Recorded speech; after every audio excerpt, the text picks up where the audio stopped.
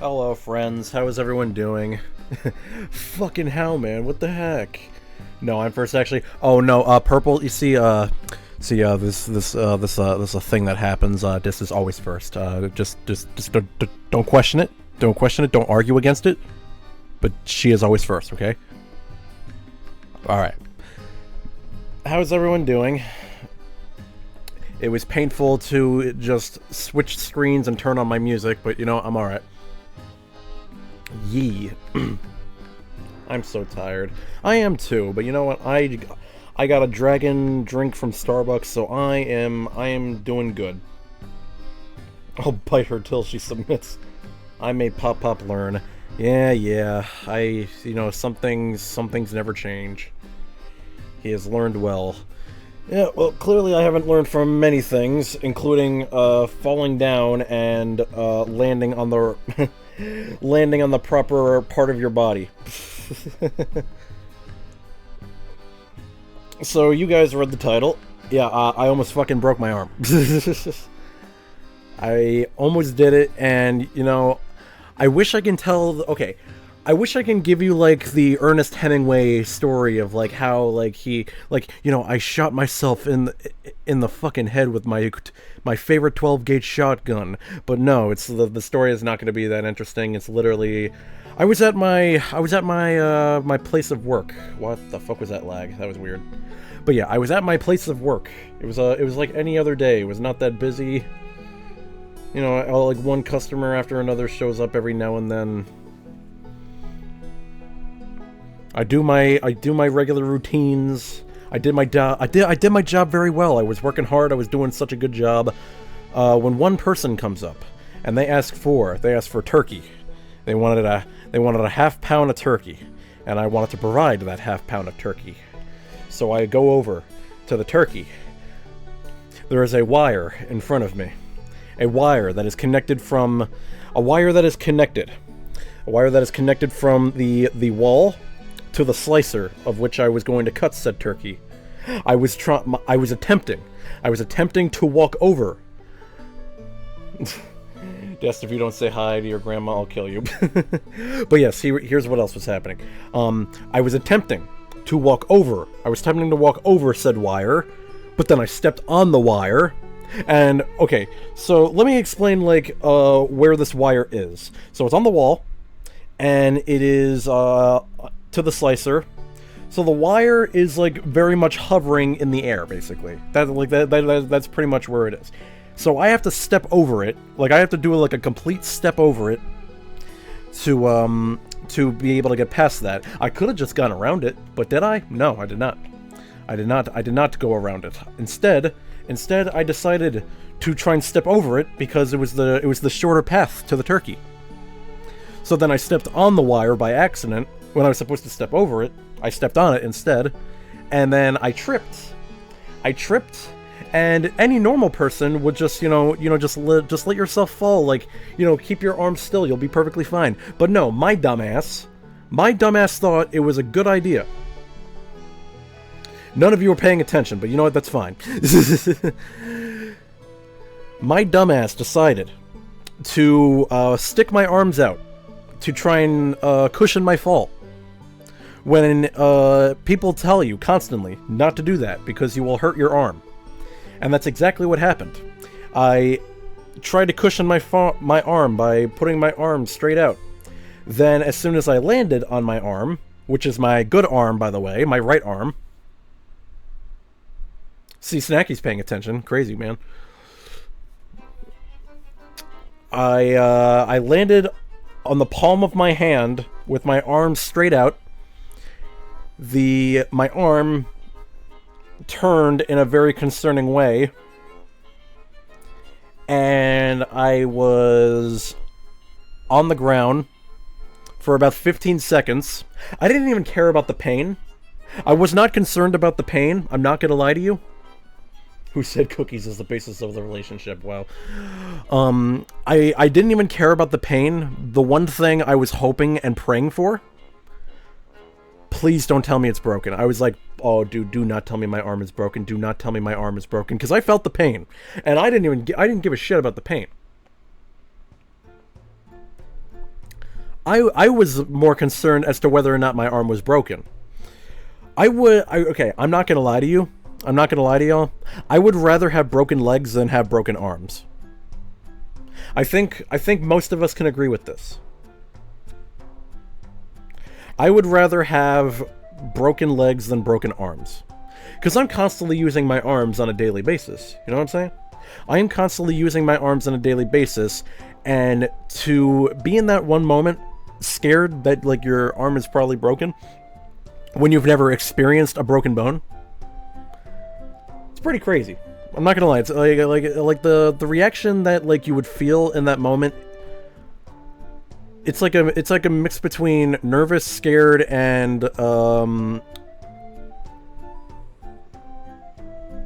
going into shock, I would say.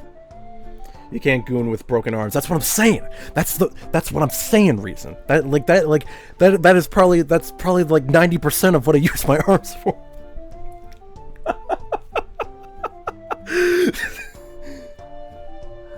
Sometimes you just gotta eat the fall. Honestly, I wish I did, because now, okay, I don't know.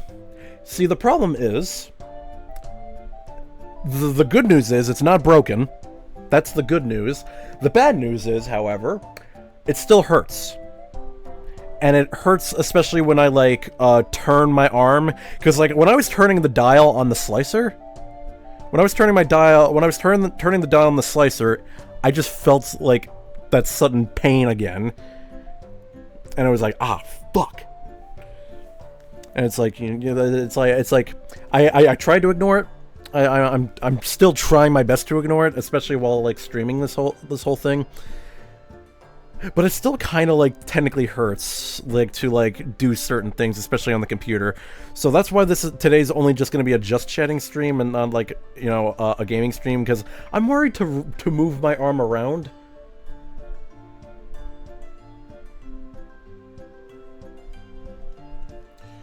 Honestly, probably fractured. Yeah, probably is. I mean, the good thing is it doesn't hurt too much. It's just like a slight pain. So it might be a fracture. I'm hoping it's not, but it probably is. That being said, I did let my manager know, so if push comes to shove, I probably won't have to pay for it, because it did happen on the job.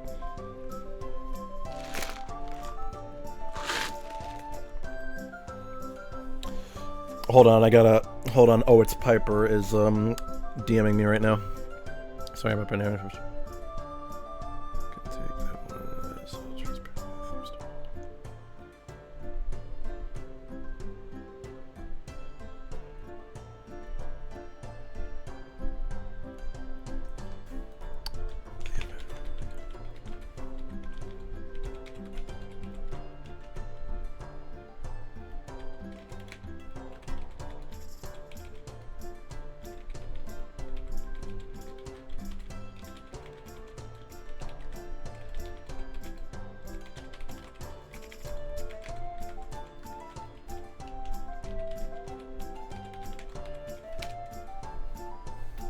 Sorry about that. I had to respond to a DM.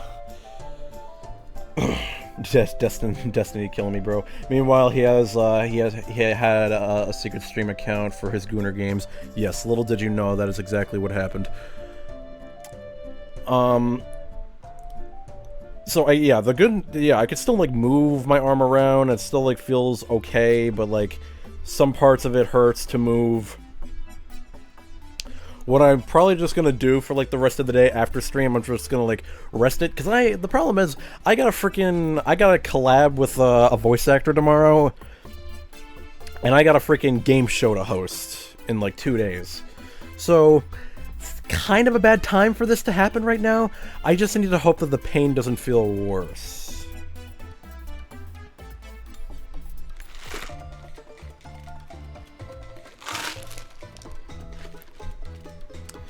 You know what I hate about Starbucks? They put so much fucking ice in a venti cup that it's basically the equivalent of a small. I should have just gotten the fucking small, because they put like a freaking shovel's worth of ice in this fucking drink. I want to kill those fucking people. I'm never ordering from Starbucks ever again, I'm telling you right now.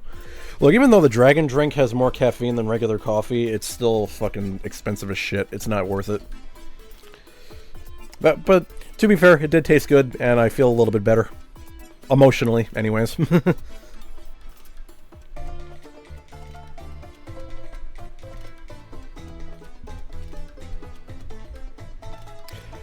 Other than that, though, I'm fine. I know a lot of you were, I know a lot of you were probably like, what the fuck happened? And it's like, I mean, most of you probably just did not care and were not paying attention, but you know what? It's fine. It's fine, man. It's so fine.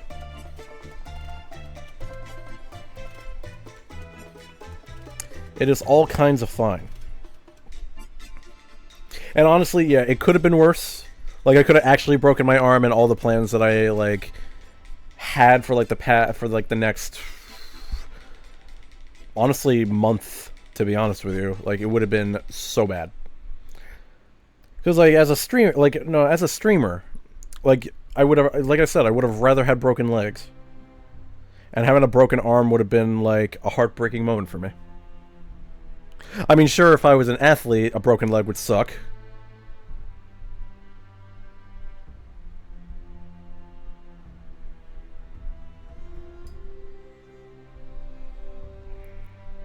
But since I'm not an athlete, I'm perfectly fine. I was concerned, but then you said it wasn't broke. Oh yeah, that's why in the title it said I almost broke it. It would have been a very awkward time. Oh, look at that. Oh my god. Oh, it's Piper is going to be on Deal or No Deal. Let's fucking go. In that case, would it be possible to slot me in sometime during the first 2 weeks of August? Oh, fuck yeah. I was actually planning for that. Hold on. Give me a minute. I need to take a look at the schedule that I put on here. I can actually switch out Rain and Neckville. I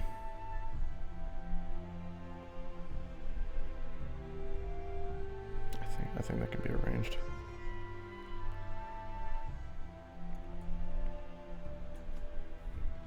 There's going to be kind of August as well. I think I can manage that. Just. Is there any preferred day?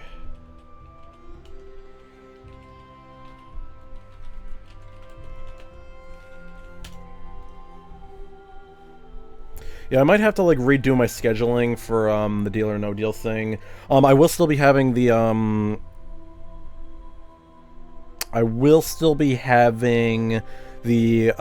current game show for this week.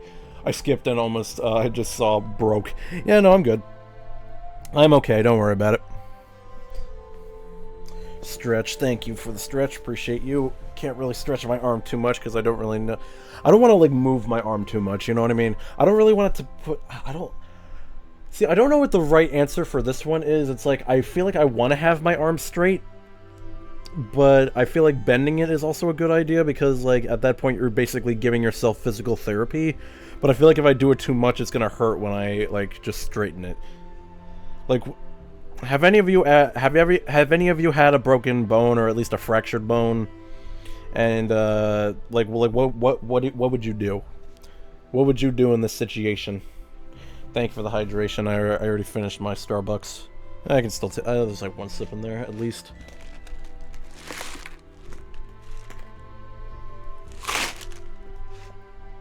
Jesus. As someone who's broken both bones, take it easy and nurse the fuck out of it. So, do I just lay it down? Do I straighten it? Do I bend it? What do I do?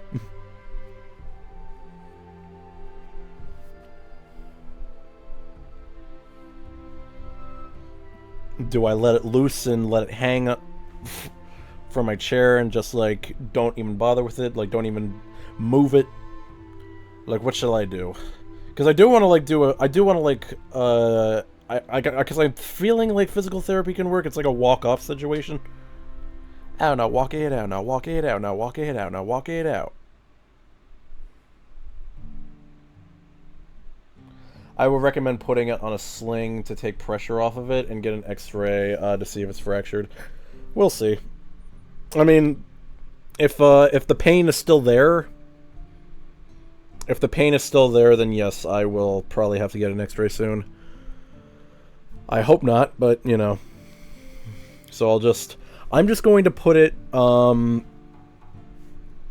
just going to hold it, I'm just going to, like, wrap my arm around my stomach, and just, that could be my sling.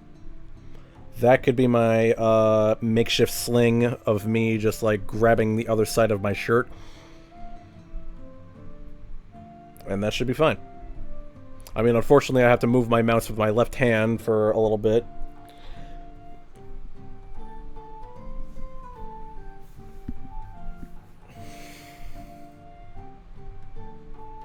But I should be fine. I should be fine. This would be, like, very... It would honestly, honest to God, be, like, very unfortunate timing. At the very least, treat it gingerly. Yeah, no. I'm not gonna, like, wave it around and, like, friggin' do vigorous movements. No, that's gonna be, like... That's gonna be a stupid idea.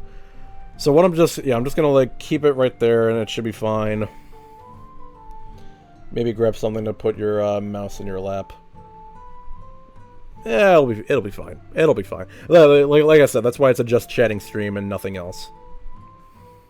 Of course, I will probably be typing with my left hand.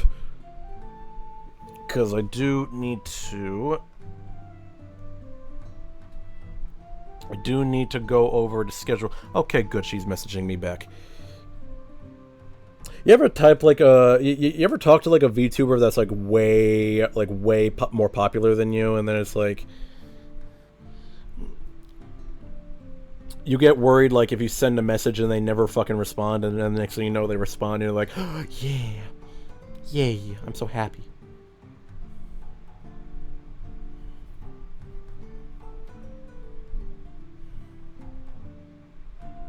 Now, okay, so she said the first or second week.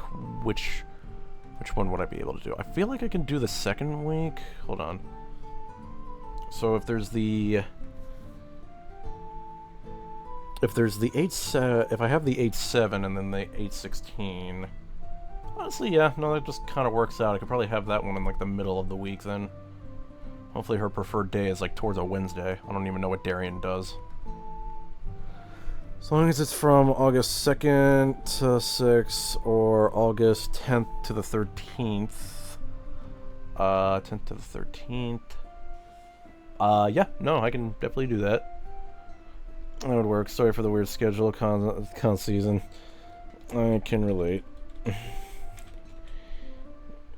For now, I'll invite you to the server.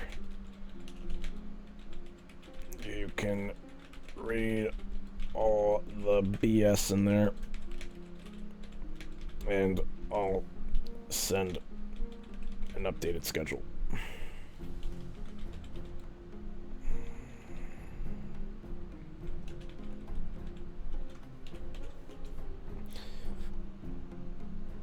Invite to server. Oh, it's Piper. There we go. Cool. You responded to me, and I'm like, nobody. Hey, don't ever say you're nobody. Everyone is always somebody, even if there's absolutely nothing interesting about any of them. Everyone is special, which is also another way of saying that nobody's special. You know, yeah, that's actually, like, kind of a ridiculous thing to say. It's like, everyone's special, but, like, here's the problem. If everyone's special, then what makes them special?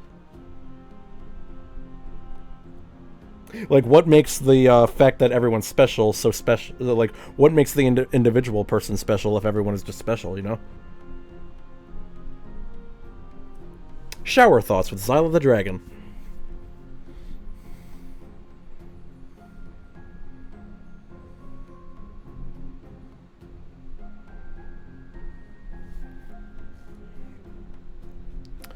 I'll most likely have you on the second week,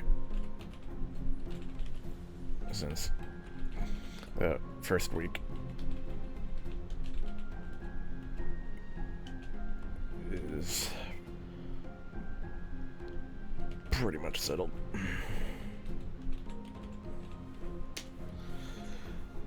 Ugh. Plus I like all you guys. You know, you're all special in my eyes, and not the mental kind of way. I mean, some of you may be special in the mental kind of way, maybe like you, Des, because we're both autistic. And I would definitely say you too, Reason. You're definitely special in that sort of way as well. But you're the smart kind of special, not the dumb kind of special.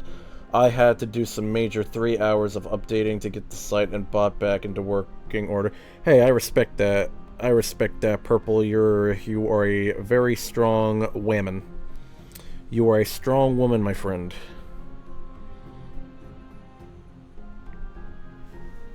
I hate this. I don't like this frickin'. I don't like the frickin' pain in the elbow. But it's okay, man. It doesn't even hurt that bad. It's more annoying than painful. It's like a mosquito bite or a fucking. It's like a mosquito bite or a fucking that one little growing pain or like a hiccup that you can't really get rid of. That's pretty much what it feels like. It's just annoying.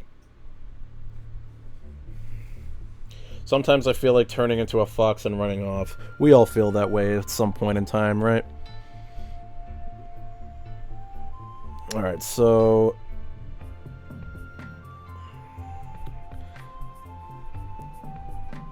Wow, instantaneously added the fucking PNGs. That's fucking crazy.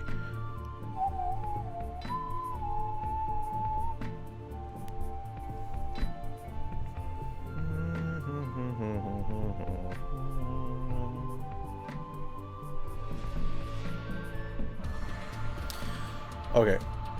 I feel okay right now. I feel okay to move the mouse around. So, here is what I need to do for a second right now. I need to rethink my scheduling situation. Hold on. I don't know, like, what the time situation is there.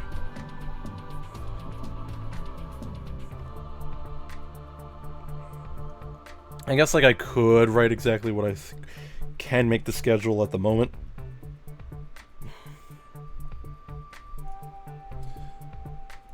Because, dude, honestly, like, this will probably be the biggest event I will ever be holding in probably my entire streaming career.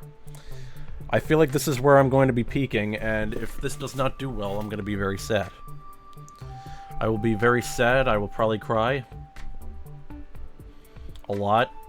And no one can judge me. Okay, Pangy and Encore. Oh, that's interesting. Okay, so if we got you on there, okay, so 8-1, okay.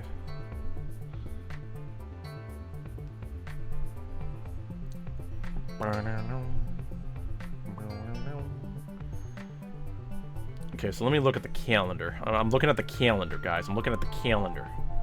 The goddamn calendar. Okay, so what weeks have not been taken yet? So there's... So, wait, that's September. I shouldn't be looking at that. Okay, so there's 8-1, 8-8. I think I'll do...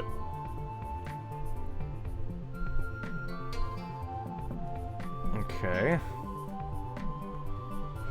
I'm gonna add. Here's what I'm gonna do. Like watch this shit, guys. Ready? Like, watch me be a genius right here. Even with a to be determined fractured arm, I'm gonna figure shit out right here. Ready? Ready? Watch this shit. Ready? And boom. And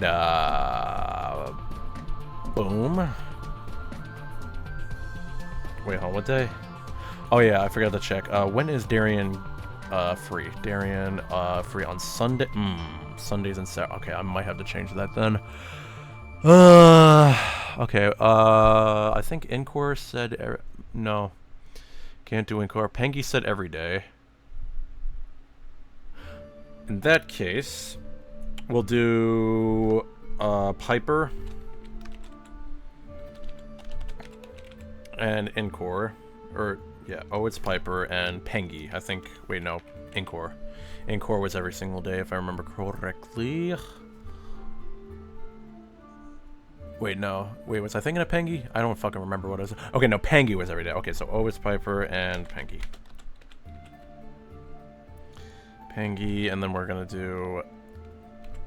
Then we're gonna do Darian Chiba.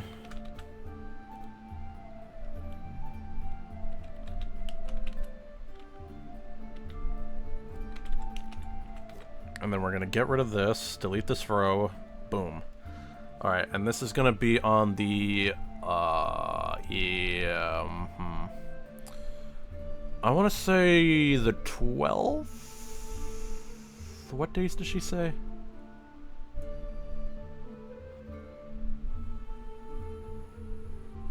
th to the 13th. I feel like I want it to be as late as possible, but not like too late, because like then it's too close to the 16th. Honestly, the 13th might be perfect, because at that point I can refund everything.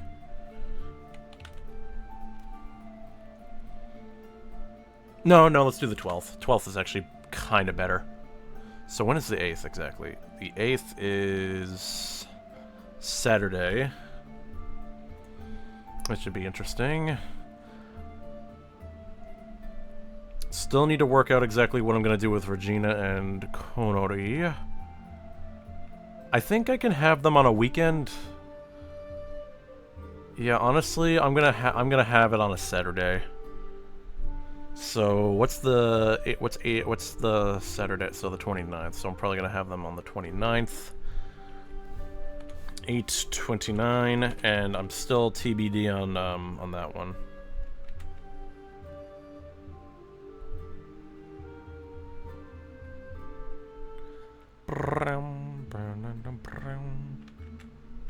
Oh, Jesus Christ.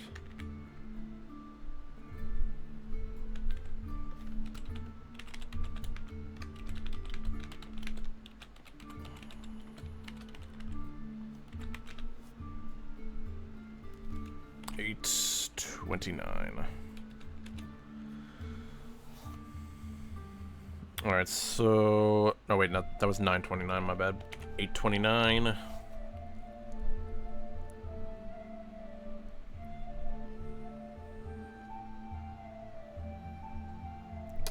Also, my wings are still there. Look at me go.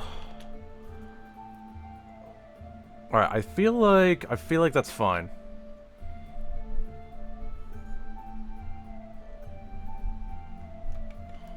Okay. Who be saying stuff on here? Oh, look who it is. I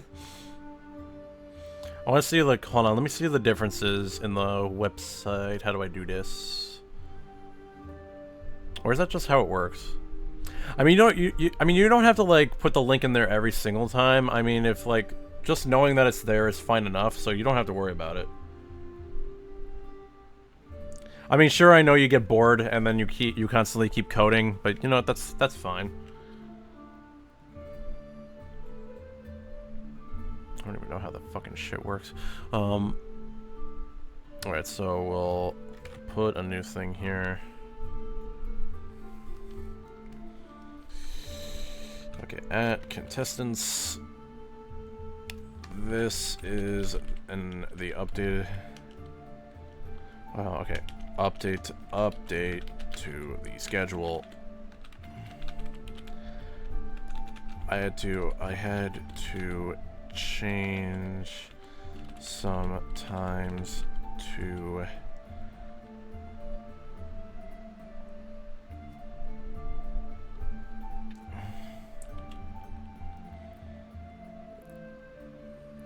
hold on, let me okay, update to the schedule. We're gonna go ahead and bold this thing here. Give me a minute. I had to make some changes.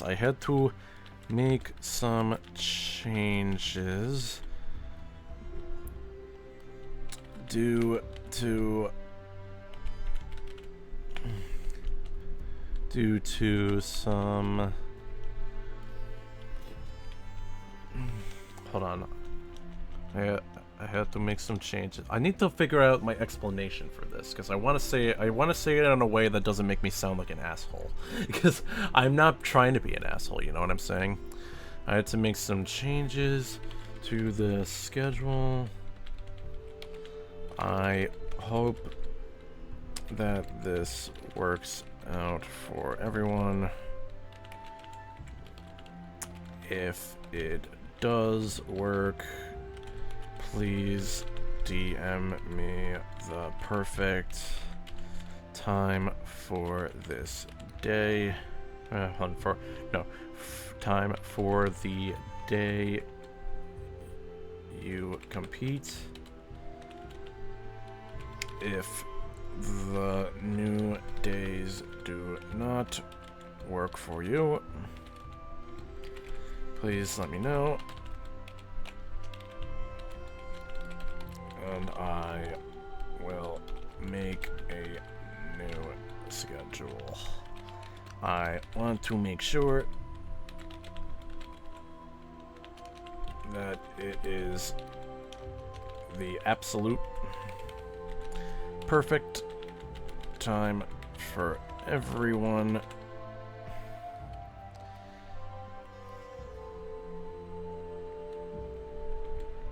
And not just one person. Hold on.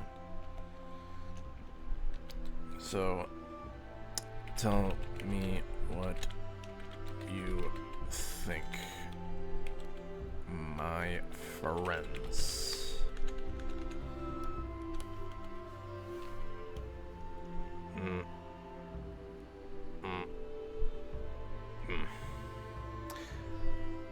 Okay, boom.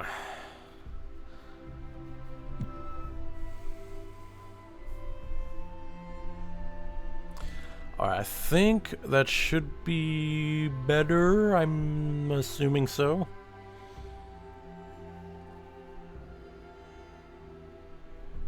Yeah, it's probably better for Trina, considering like she was in a car accident just a couple days ago. She's fine, thankfully, but I don't want to have to like force her to stream, especially when it's probably the worst time for some people.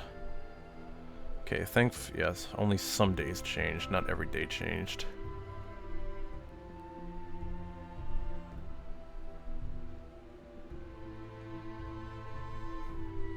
That should be fine, though. That should be absolutely fine.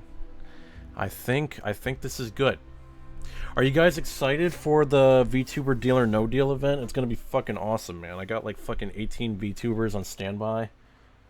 And a lot of them are actually like very well known, at least in like some parts of the VTubing space. I firmly believe they're like pretty popular. Some of them actually do have Twitch Partner, which is absolutely insane. I don't even have Twitch Partner yet, and I fucking have like 431 followers, which is a lot for Twitch.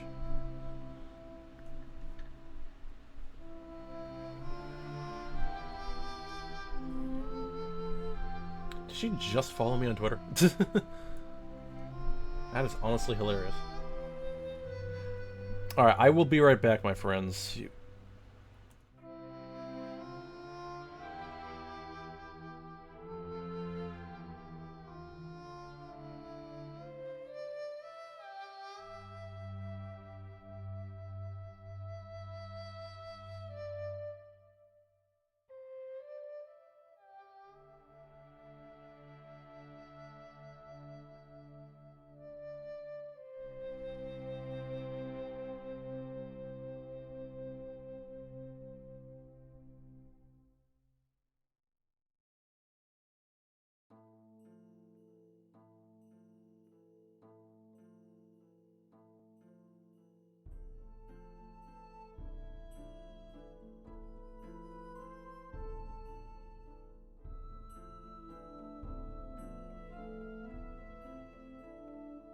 I've returned.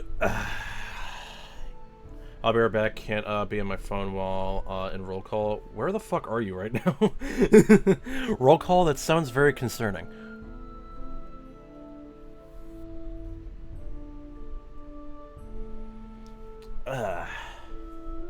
Kira, holy shit, thank you so much for the raid. I appreciate you. How was your stream? What'd y'all do today? Hello everyone, my name is Xyle the Dragon. I'm a Dragon VTuber, if you couldn't tell by what I just said. We're just chatting right now because I hurt my arm at my job, but I am okay. I am doing okay. How was your day? Panda raid, gow gow.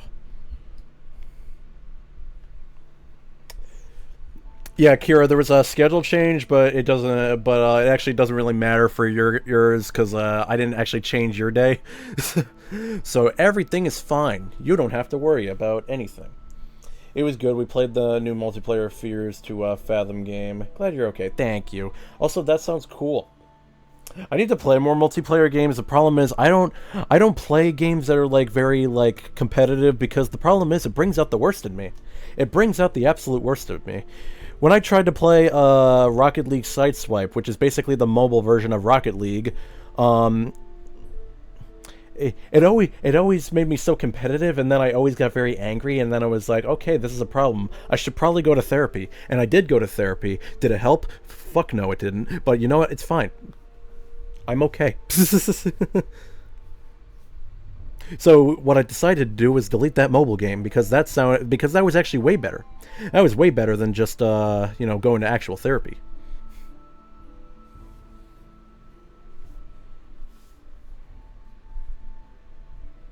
If you like spooky, this is a good choice because it's collaborative with who you play it with. Oh, that's good. That's good. Or, I'm gonna look this up. Hold on. Where let me see this thing. I need to see this thing. What is it called? Fears to Fathom. This already looks terrifying.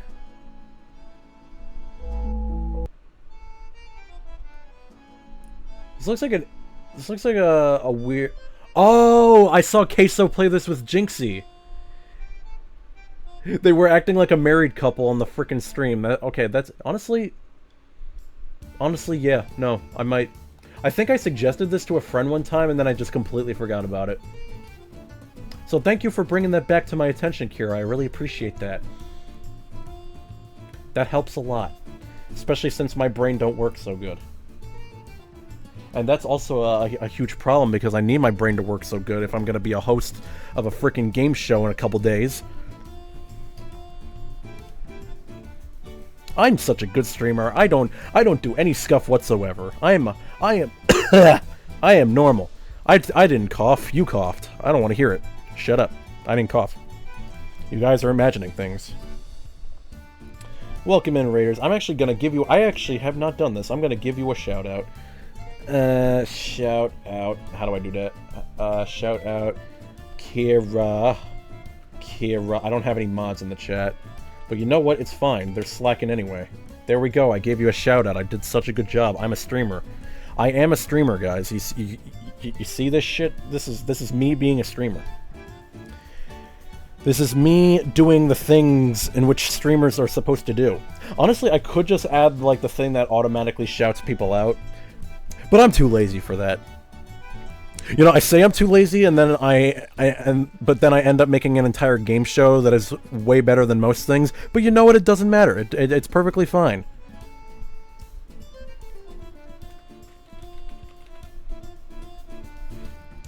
Okay, good. Gibraltar was happy with her time.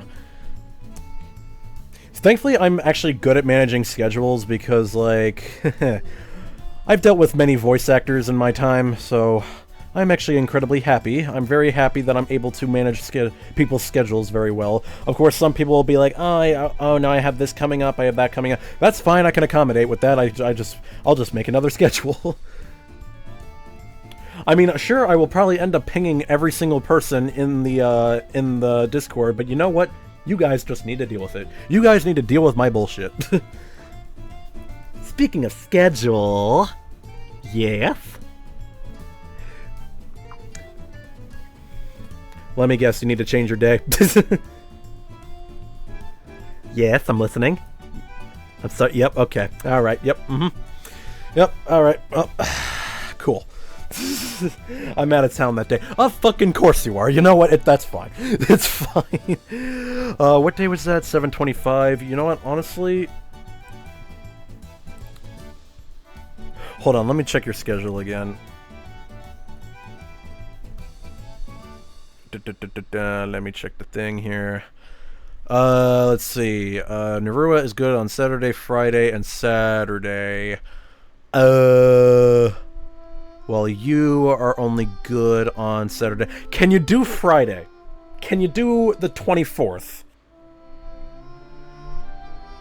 I'm out of you can't do the 24th. Got it. Okay, that was a stupid question then. Okay, so you can't do the 24th. You obviously can't do the 23rd. Well, Narua can't even do the... I really want to have you and Narua on the same freaking day, because that would just be, like, the perfect situation. Okay, hold on. Let me think here.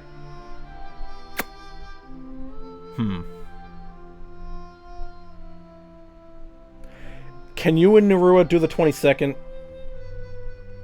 I mean, obviously I would have to ask Narua first before doing anything else, because, like, that's not even a day that you or her are available on, but, again, I just really want you guys to be together, and I don't want to wait too long, because otherwise I will have to pretty much move you down in until September, and I don't want to do that.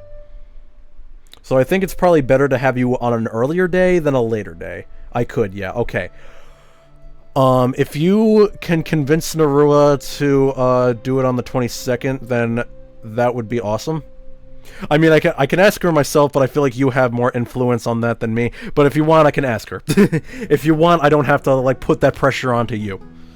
Because honestly, I'll DM her. You know, I appreciate that. I do not want to have you do that.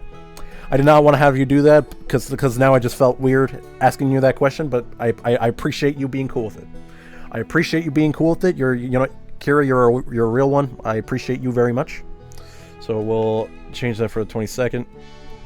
I will go ahead and delete that attachment. You know, I'll delete the attachment after I get that answer. You can probably tell her to respond to me, or like it'll be like a situation where like she responds to you. It's just gonna be a big ass game of telephone. You know. Honestly, that's fine. That's fine. That's okay. We can deal with that. I think we can deal with that. That's probably fine. Yeah. Yeah.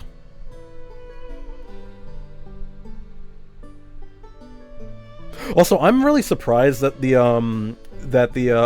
event actually got a lot of applications. I mean, sure, I had to like split it between like 3 different situations. One, I had to add it to a Discord server that allowed self-promotion. And that was already like a server that had a bunch of VTubers. The second situation was putting it on Twitter.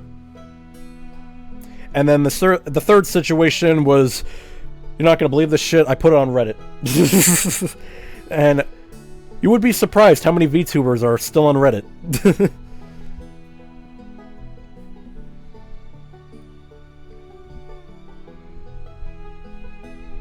You would be absolutely surprised how many VTubers are still on Reddit. And you know what? I will take it.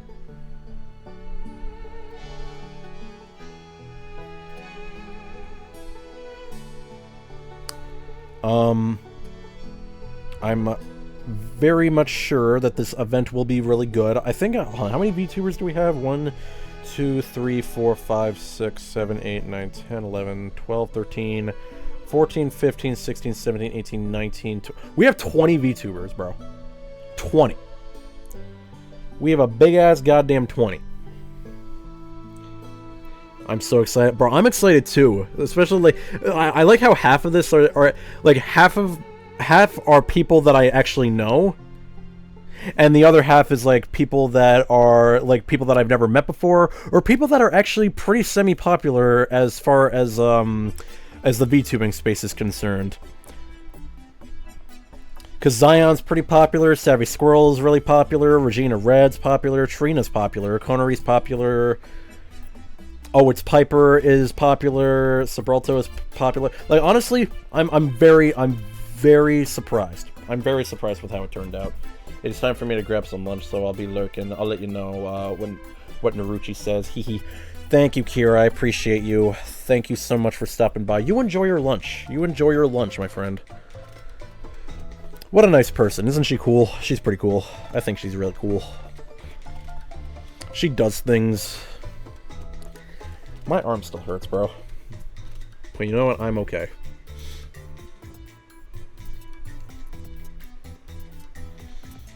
Honestly, if I can, like, fix that schedule to have it be, like, the 22nd instead of the 25th, that can actually work perfectly for me.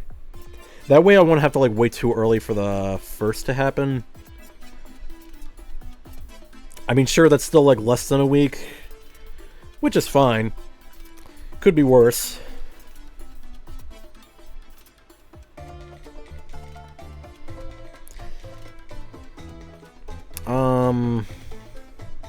I don't know if I want to play chess or not, because like my arm kind of hurts right now, and I don't really want to play chess. I could play chess on my phone, and then you guys can just not see what's going on. I could take a look at the score for the current World Cup games, if there are any World Cup games today. There are not any World Cup games today. It's tomorrow. God damn it. We have absolutely nothing to do today. God damn it. This is what happens when you want to do something, but unfortunately, nothing ever goes according to plan when you're doing a fucking stream.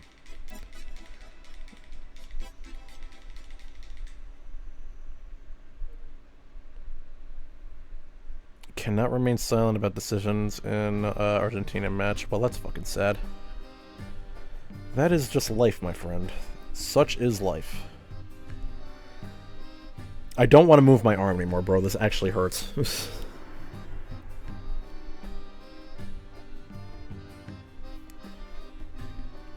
I very well could just end stream early, just to like, you know, lay down. I kind of want to just do this just to like. I finished a book reading YouTube vid, and I'm so quiet. Yeah. I never want to be quiet whenever I'm, like, streaming, because I'm the one who's supposed to be the annoying one. I know what we can do. I know exactly what we can do.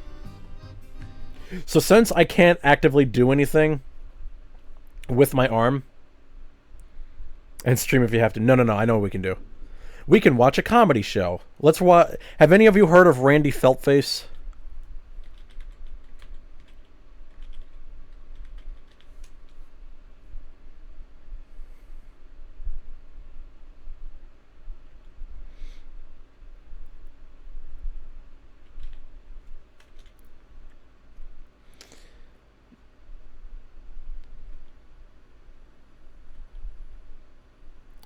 I'm sorry, what?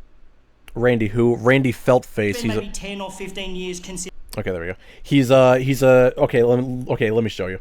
This is Randy this is Randy Feltface. He's a puppet comedian. That is exactly who he is. He is a puppet comedian. He is incredibly funny.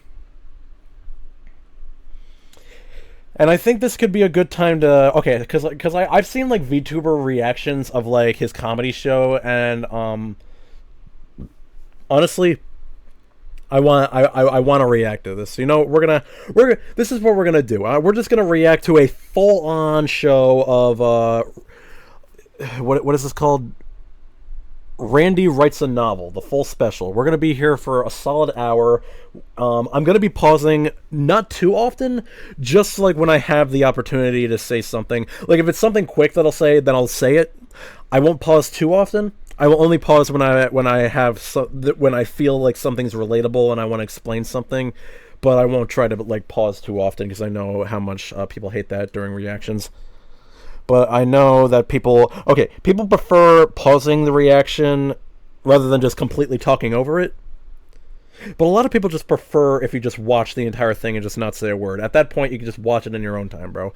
I'm here for the commentary, and we must have fun in that sort of way. So let's watch. Also, let me know if it's too loud. I don't know how loud I am, actually. Hey, ready? Yeah, mate. Yeah, mate. Ready to do this? Yep. Please, without further ado, welcome to the stage, the purple one. The purple one. That's a bit of racial profiling, if you want my opinion. That guy's gonna get canceled, and nobody even knows who he is. Isn't that hilarious?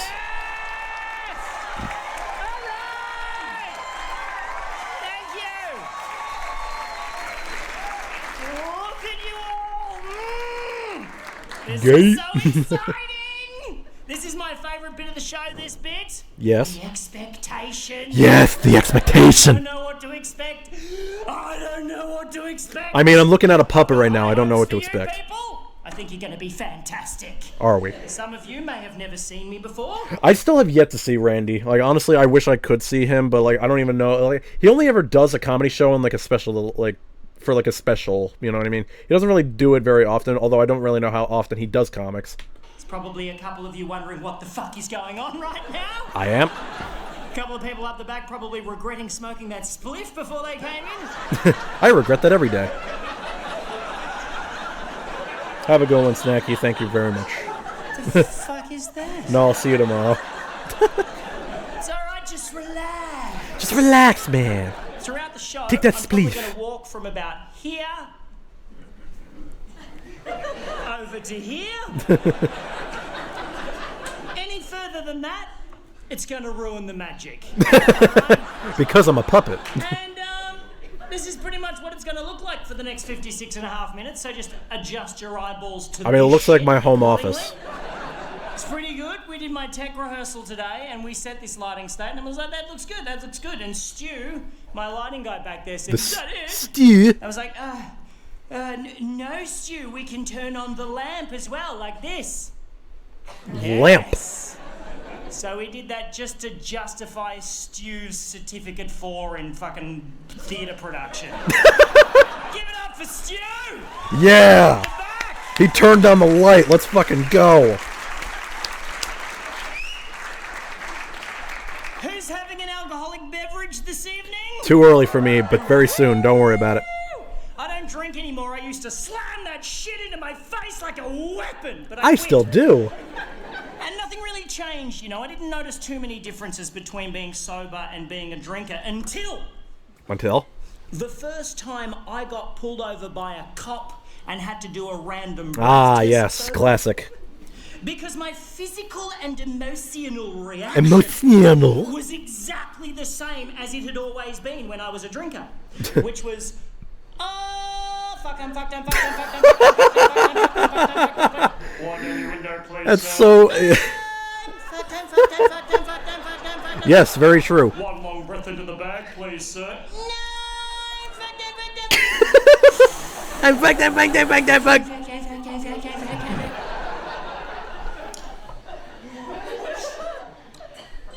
You're free to go, mate. Oh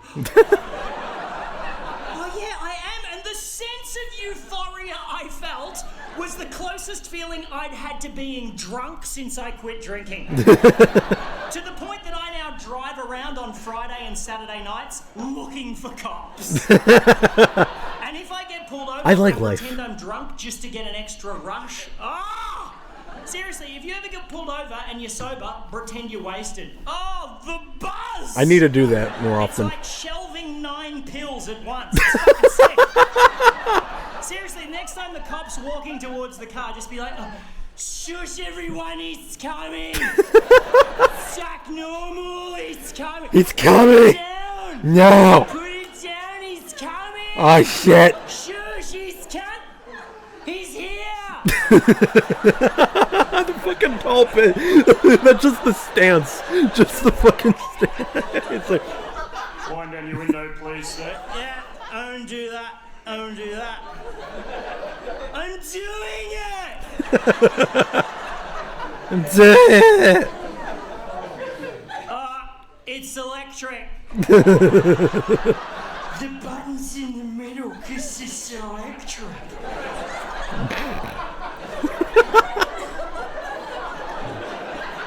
Have you had anything to drink tonight, sir? No ossifin on a Tuesday. It's a Friday. Not a Friday, mate. what?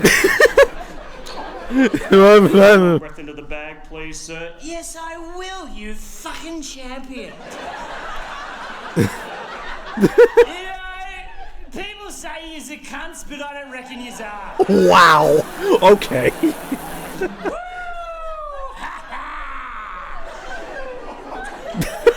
Fucking stance, it gets me every time. Just the look of concern on his face.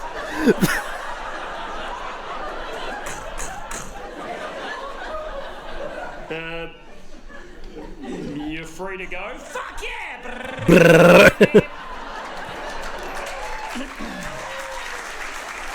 Lord have mercy.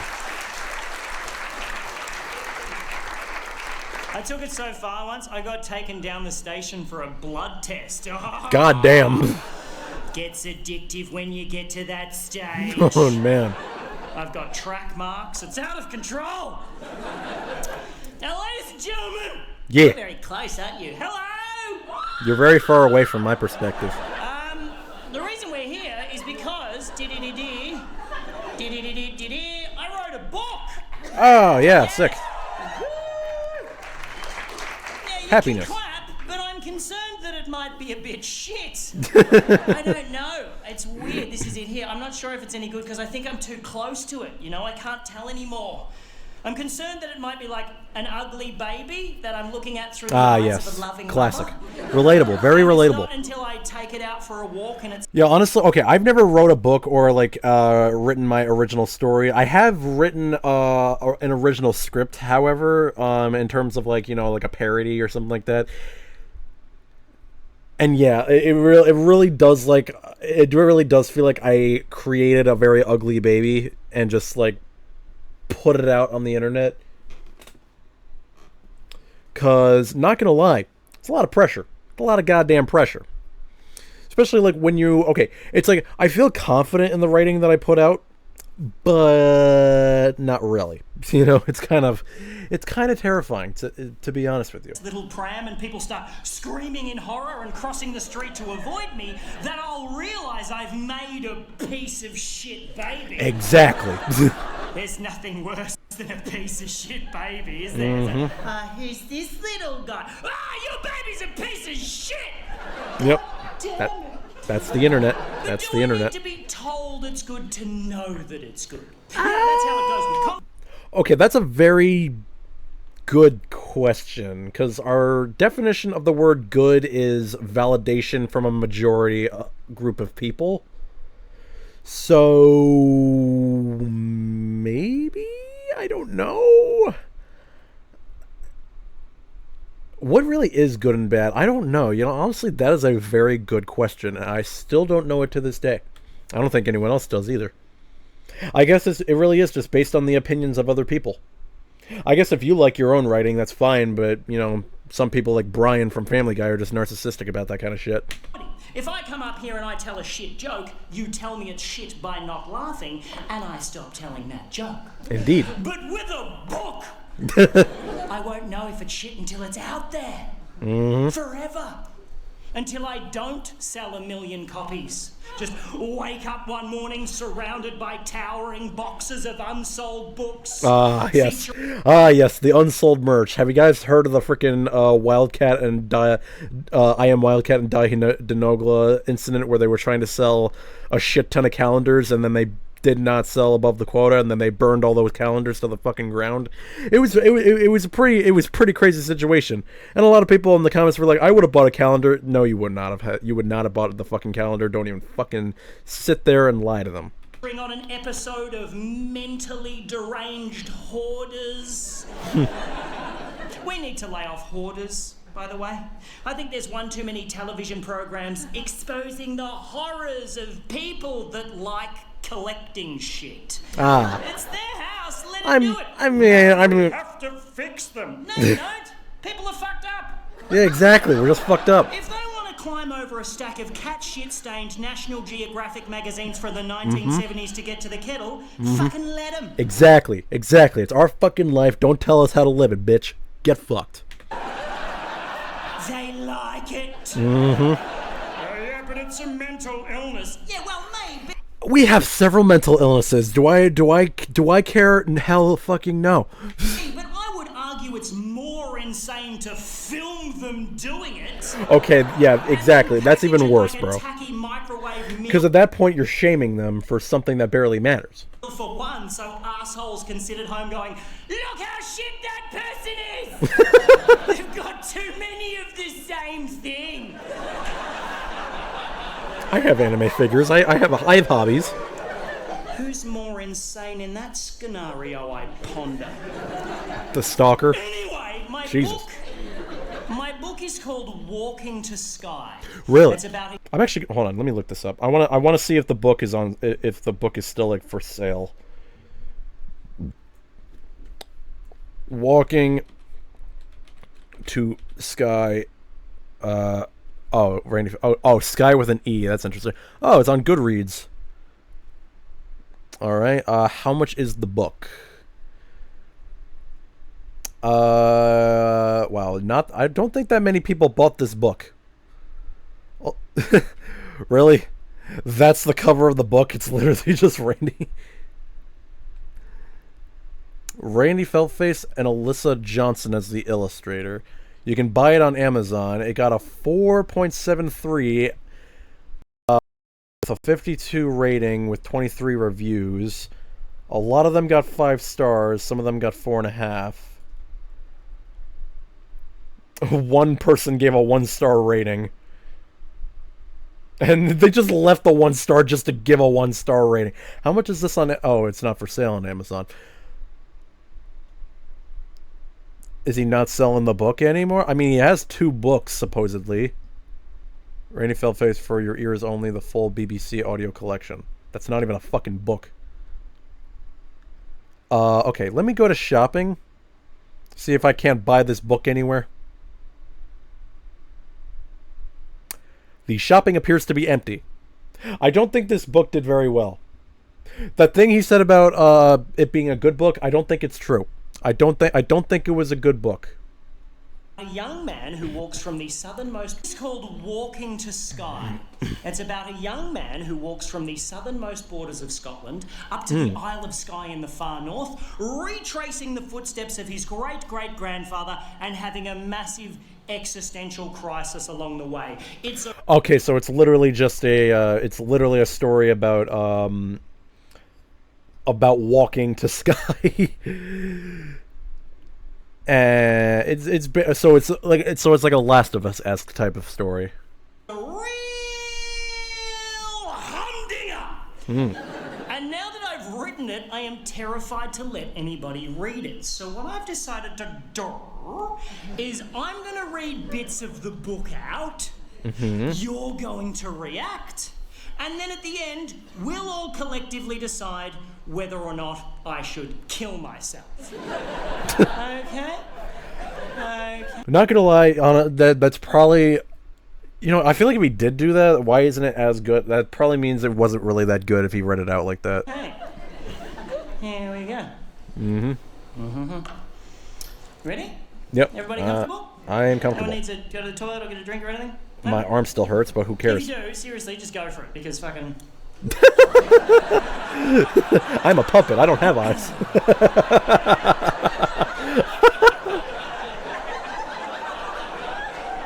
I'm not going to notice. I wonder how many people have actually walked out during his performance.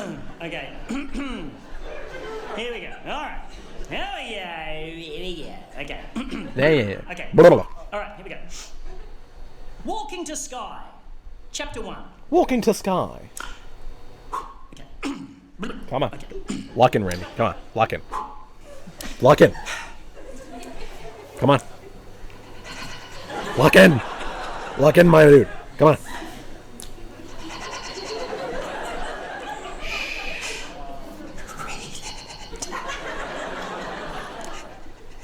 Just fucking read it.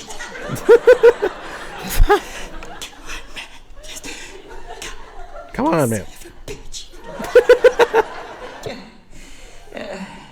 I'm too scared. No, fuck off.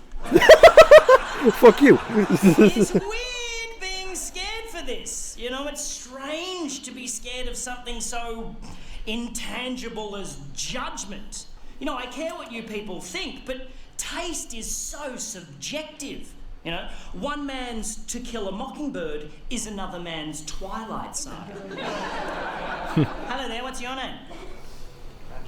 Matthew. Matthew. They're about there, Matty. Tell me, Matthew, what do you fear? What's your greatest fear? What are you scared of? fear, Mate, my we're good all friends here. friend? Open up, unpack some shit. What's your biggest fear, Matty? Rejection. Rejection? Ooh. Same as me. What do you know about my fear of rejection? How old are you, man? 26. The 20s are the time for rejection, my friend. It is the best believe me, time I for know. rejection. I am Have well you aware been of this rejected information. A few times? Quite a lot. Fucking rack it up, Matty. Rack it up, mate. You wear those scars like a fucking warrior, mate. And then you get to 36, my age, and you could not give a fuck, my friends. I'm telling you, mate, rack up the rejection while you can, and then just fucking grab whatever's left. That's what you've got to look forward to. Indeed, my friend, indeed. Let's hear it for Matthew! Woo! Matthew! Yes! Looking forward to so much rejection and depression. It's just life. Such is life, honestly. Rejection, eh? I think, actually, Matarectomy, I think for me... Matarectomy. I think I'm actually more scared of failure in this case. I fear that I might have written a shit book. I'm trying to, like, wonder... Okay, my fear is, getting screamed at by, honestly, just, like... No, I have a fear of, like, getting screamed at in, like, a non-comedic and funny sense. Like, I've been screamed at before, but in a way that was, like, you know, it was, like, haha, funny. It was, like, with other friends. But, like, if someone, like, genuinely screamed in my face, like, I would actually be scared. Because, Lord knows I've dealt with all that trauma in my young age. It's pretty much it comes back to haunt me, like, every now and then. That's one of my main fears. Another one of my fears is breaking my arms, because Lord knows that almost happened today. And as a result, I'll fail, you know. Mm-hmm. But I believe, Mattress, it was Ernest Hemingway who put it best when he said, Yes, Ernest Hemingway. The first draft of everything is shit. And I often thought of that while I was writing my book. It's a great thing for young readers and young writers, to keep in mind, because it kind of lets you off the hook, you know. It makes you feel not too bad when you churn out something akin to 50 Shades of Grey fan fiction. Every nerve ending in my body tingled as he boldly placed his swollen member directly onto my left shoulder.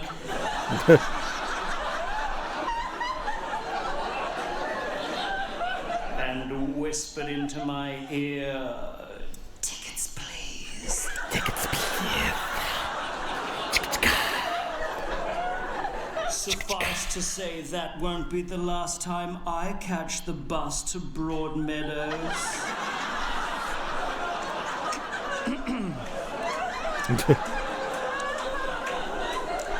True story. True story. Yeah. Okay, I'm going to read the book. Broadmeadows, good suburb, Broadmeadows, good name. Has Broadmeadows ever had that reaction anywhere ever? Woo! How good is Broadmeadows? Woo! Wooing is one of the few things you can do in a crowd. You can't woo when you're on your own. Can you? Honestly, facts. Down the street like, woo! What's wrong with you? I always hate doing that on stream. It's like I'm the only one doing woo. I mean, sure, like people in the chat are always like gonna do woo with me, but when I do it by myself, I just feel fucking weird. That person. But if there's a group of you going woo, it's like, no, they're having a nice time. Yeah. Wooing when you're in an audience, one of the few times you can get away with wooing. You can't don't woo at the butchers. You know, just have £2 of some sausages and some pound of mince, and that'd be £6.50. Yeah, don't woo for the opposing team during a home baseball game. It never works. What was I talking about? Broady. Yeah, Broadmeadows. It's a good name, Broadmeadows. Yeah. Like, it makes sense. There was an expanse of just fucking no stuff. There was some Broadmeadows. And they went, let's fucking build it here. And it was an honest name. All these new subdivisions now, they're all fucking just, what are we going to call this deserted swamp? Spring Valley, Mount View, Nice Face. Name them honestly, you know? Where are you living now? Shitty water feature. There's a neighborhood called Butter Hill. Just name them honestly, bro. It's like, come on. It's not a hill made out of butter, you fuck. Stabbyville. Stabbyville. See, that sounds like a ghetto. How's that? Yeah, it's good. It's close to schools, which is great. But, we do get stabbed a lot, though. But, Yeah, very true. It is the ghetto. you know, we knew the risks because it was Stab in the City, name. bitch. Because it was in the name. Yeah, because it was in the name, man. Yeah, it all makes sense now. I like an honestly named place. I was in Broken Hill recently. That's an honestly named place. Really? We had a hill. We fucking broke it. Broken Hill. Actually, Broken Hill have gone one further. They've named all the streets in the centre of town after elements. Because it's a mining town, they went thematic with that shit. So you're walking down chloride, That's even more you hit the confusing, corner of honestly. Bromide or oxide. I love that. That makes sense to me. Does I it? live in Collingwood. It'd be much easier to direct people to my house if I could send them to the corner of soy latte and hipster fuckwit. They'd take out all the guesswork. When you're heading to Frankston, don't forget to check out the beautiful parklands on the corner of Bucket Bong and Pregnant Teenager. Ah, yes. Classic. They're just enchanting. Quite classic, and quite unfortunate as well. All right, Gonna read the fucking book? gonna read the book. He's gonna read the book. Alright, Here cool. we go. I want to know the story. You cool, Matt? Yeah, Sick. that's not my name. I'm gonna keep talking to you so you feel included. Therefore, not rejected. Okay. Alrighty. Okay, here we go. Alright. Shut up, I'm gonna read it. Okay. I don't think he's gonna read it. Walking to Sky, Chapter 1. Fascinating man, Ernest Hemingway. God damn it. I didn't know a lot about I mean, I him, agree, but but- I kept thinking of that quote, the first draft of everything is shit, while I was Did he actually say that, bro? Honestly, like, I've always, like, admired Ernest Hemingway. I mean, dude is fucking insane. Like, his entire autobiography is way more interesting than any of the books he's ever written. Although I do get the feeling that, like, his books are actually interesting to read. I have not read a single one of them, with the exception of For Whom the Bell Tolls, but Ernest Hemingway, fucking insane dude. Dude was the leader of a rebellion. He was getting investigated by the KGB. It's honestly fucking crazy. He also had a lot of wives, like a lot of fucking wives. writing my book, and I started to think, who are you to tell me my first draft is shit, Hemingway? What did you ever do that was so fucking good? Oh, he did a lot. I realised I didn't know anything about him, so I decided to do some Oh, research on fuck. him, and it proved to be an excellent means of putting off writing my book. It honestly is. And now I It's a can good tell story. you everything I know about him as an excellent means of putting off reading you my book. So, Is he actually gonna read the autobiography? Oh my god, bro. Okay, you guys are in for... Oh, honestly, I'm not gonna lie. If he's actually gonna be doing this... Yo, Coda's Kitten, how you doing? Randy! He's about to read the autobiography of Ernest Hemingway, and I was just talking about how his entire autobiography is so much more interesting than any of the books he's ever written. So, just gonna say it right now, you guys are in for a goddamn treat. swings and roundabouts, my friends. Swings and rimble-dibba-doodle-doo-doos, as they say in I Scotland. don't even know what you're saying. Peak, 1000%, bro. They don't say that. No one has ever said that. Anyway, Tell me about Hemingway. what I suggest we do, okay, Yeah. is I'm just going to tell you a bit about Ernest Hemingway. Please about do. Hemmers, and then we'll Hemmers. just let the segue into reading the book develop. I won't try to pause too much during this, but like I want to tell you my thought process as I was reading the autobiography. I don't know what parts he's going to explain in the autobiography, but I will try to like bounce off of it. Develop organically, like a runaway fungus at the bottom of a misplaced coffee cup. Huh? Guys, how long's this been behind the couch? There's little people in it. Save us! Save us from our porcelain prison! Ah! We're free! The fuck?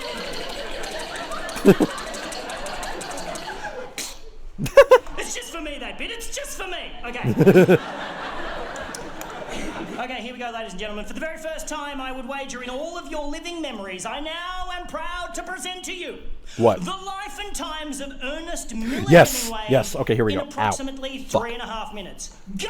Oh. Born in Chicago in 1899, son of a physician and a musician, reasonably uneventful childhood, decided to study It's like 8 journalism. for 8. Enlisted with the Red Cross during World War I, got Mm-hmm. blown up in Milan and spent... I don't know how he survived that, bro. He got blown the fuck up. I mean, sure, okay. I think that's like one of the main things that like fucked him up permanently. But like, bro actually got blown the fuck up, and he survived that. And like, that's not even the only thing that he's fucking survived. He has survived several different fucking instances, and I'm pretty sure he's going to explain it. Journalism. Enlisted with the Red Cross during World War I, got blown Anime up in main Milan character and plot spent armor. 6 months in hospital with 6 severe months, bro. shrapnel wounds in both legs. Fell in love with a nurse. They decided to get married. One of many wives, mind you. He came home to prepare. She stayed there and ditched him for an Italian soldier, which initiated a lifelong pattern of him rejecting women before they had a chance to reject him. Take note, Maddie. The bit. Let's go. Got a job as It a came full foreign circle. correspondent, fell in love with his roommate's sister, married her, and moved to Paris. They Aw. hung out with Gertrude Stein. They kicked it with Pablo Picasso. He started writing in earnest, no pun intended. Moved to Toronto, had a kid, moved back to Paris, published a couple of books, cheated on his wife, got divorced, married the other woman, And so it begins. converted to Catholicism. I remember this. He converted to Catholicism after he cheated on his wife. At that point, as I read that part, and then I read the rest of the biography, I was like, this man's a Catholic? So you said this man was a Catholic, right? Hi, Yana, how are you? We're reacting to other people who are actually way more funny than me. What did I walk into? You walked into me reacting to a puppet comedian who's way funnier than I am, and he's currently talking about the autobiography of Ernest Hemingway. Cut his head open after pulling on a cord thinking he was flushing a toilet, and instead ripped a skylight from the roof and smashed it on his damn. face. Moved to Kansas City, had another kid. His dad committed suicide. He Yeah. shot a lot of bears for some reason. Had a car accident, had another kid. Went to Africa to kill some wild animals and got dysentery. Honestly, he really loved hunting animals, and it was kind of a bad idea considering he was in hospitals for 6 months and survived a car accident. He also survived 2 plane crashes, which is honestly insane. He survived 2 fucking plane crashes. So already better than Amelia Earhart. Anyways, Accident, had another kid, went to Africa to kill some wild animals and got dysentery. Karma. Published another book. Karma. Moved to Cuba, shot himself in the leg whilst aiming at a shark. this is what the fuck I'm talking about, man. It's like Ernest Hemingway was like he keeps trying to hunt animals, but he keeps forgetting that he almost died like not a few years a fucking ago. Did all that and still cheated on his wife. Cheated on his wife, got divorced, married the other woman, published For Whom the Bell Tolls, sold 500,000 copies in a Pretty couple good of months book. and got nominated I for a recommend it. Prize. Cheated on his Cheated on his wife, got divorced, married the other woman. Became the self-appointed leader of a band of village militia outside of Paris and was subsequently brought up on charges for contravening the Geneva Convention and got away with it like a fucking champion. I did not believe that when I read that. I honestly did not believe that. I was like, this motherfucker's a goddamn writer, and he was involved in the Geneva Convention. He became a self-appointed leader. He was tracking Nazi U-boats. It's like, bro, he was fucking insane. He was fucking insane. Hemingway's wives be like... Okay, so he has many wives as King Henry VIII. Although, honestly, Henry VIII, he had multiple wives, whereas this guy only had one wife and got rid of the other one. Got pneumonia. Oh wait, no, he cut off his wives' heads. Yeah, let's not talk about that. Moved back to Cuba and spent most of his spare time on his boat Tracking Nazi yep. with a machine gun and a pile of hand grenades. I am not making this shit up. I didn't believe it. More car accidents, 3 more concussions, got clawed while playing with a lion. Why? Fucking why, bro? Depressed, drank, got fat, published a couple more books, went back to Africa to shoot some more wild animals, and barely survived 2 separate plane crashes in the space of 24 hours. That's what. How? Like most people can't even survive fucking 1, and you survived 2 in the span of 24 hours. How? How can you be depressed after all this shit? Walking up with a fractured skull, internal bleeding, cracked spine, ruptured liver, first-degree burns, and a paralysed sphincter muscle. Won a Nobel Prize. Surprisingly. Had a file opened on him by J. Edgar Hoover. Yeah. Put a bunch of shit in a safe in Cuba and moved to Idaho, paranoid that the feds were following him, which they were, because he spent most of the 1940s working for the KGB. Facts. Again, not making this shit up. Crazy, bro. Suffered from hepatitis, nephritis, hypertension, hemochromatosis, anemia, and impotence. Karma. Got committed, received way too much electroconvulsive therapy yes. and Okay, that was the beginning of the end for Hemingway, and honestly, kind of unfortunate, to be honest with you. That's... I feel like it's just not the right option for most people, although, to be fair for him, he was, like, incredibly fucked up. He was incredibly fucked up, both physically and mentally, so honestly, it was bound to happen. The actual question is, how did he get into 2 plane crashes in 1 day? That's a very fine question, but it happened. It did happen. That is a real thing. I can quote this word for word. Karma! It's my vocal stim from Randy. Unfortunately, man had it coming. He kept escaping death daily. 1,000%. Bro, he survived World War I, but after getting blown up and spending 6 months in hospital. Survived 2 plane crashes, a car crash. He shot himself in the leg. He got several concussions. He got clawed while playing with a fucking lion. Like, bro should have died a long time ago. Honestly, I need to know. Hey, Siri. How old was Ernest Hemingway? 61. I don't think anyone expected him to make it past 40. Let alone 30. Bro survived 60 goddamn years, somehow. And I could barely stand up after playing football. That's what I'm saying. And he still had all that time to write so many fucking books, too. Came out all fucked up, started hinting at suicide, so immediately got recommitted, received another couple of months worth of electroconvulsive therapy, got released, put both barrels of his favourite 12-gauge shotgun into his mouth, and blew his fucking head off. What a guy! And people expected him to die naturally very early.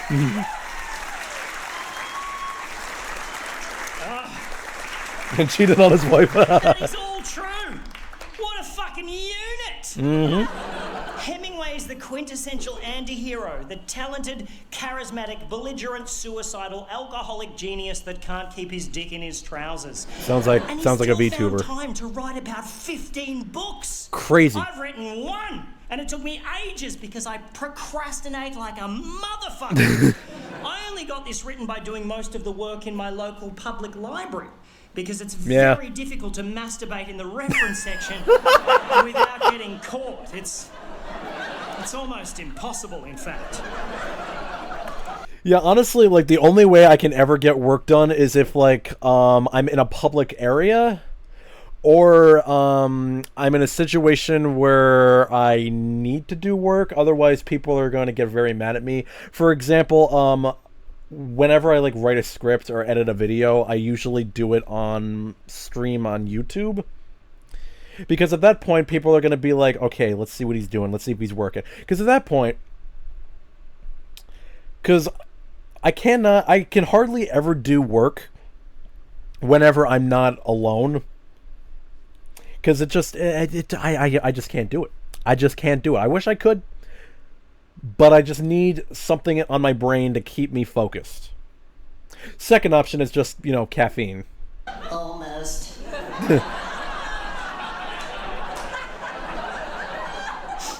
I don't even enjoy masturbating anymore. I just do it to avoid other tasks. Okay, fair. And if it's something I really don't want to do, I can seriously just go back-to-back wanks. Just till it's painful. Like, nah! Like, dirty cum. Like, no!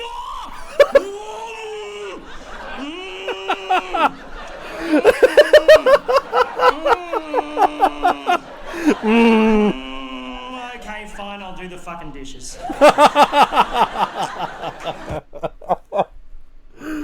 Oh god, I hate how relatable that actually is. Okay, I still do firmly enjoy it, but sometimes yes, I do tend to do it a lot, just to avoid other tasks.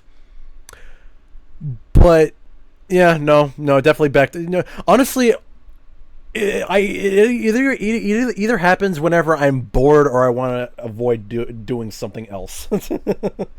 Say my previous chat in Darth Vader voice: "Do or die." The weird thing about books is that you only really need to write one to be considered to be a great writer. Until last year, To Kill a Mockingbird was the only book that Harper Lee ever published. One book in 89 years. Yes. Yes. Harper Lee, yes. Honestly, like, only 2 books, and one of them sold millions of copies. And what's weird is that her second book didn't come out until after she died, and there's a lot of speculation about that. I'm pretty sure he'll explain it, but who knows? That Harper Lee ever published.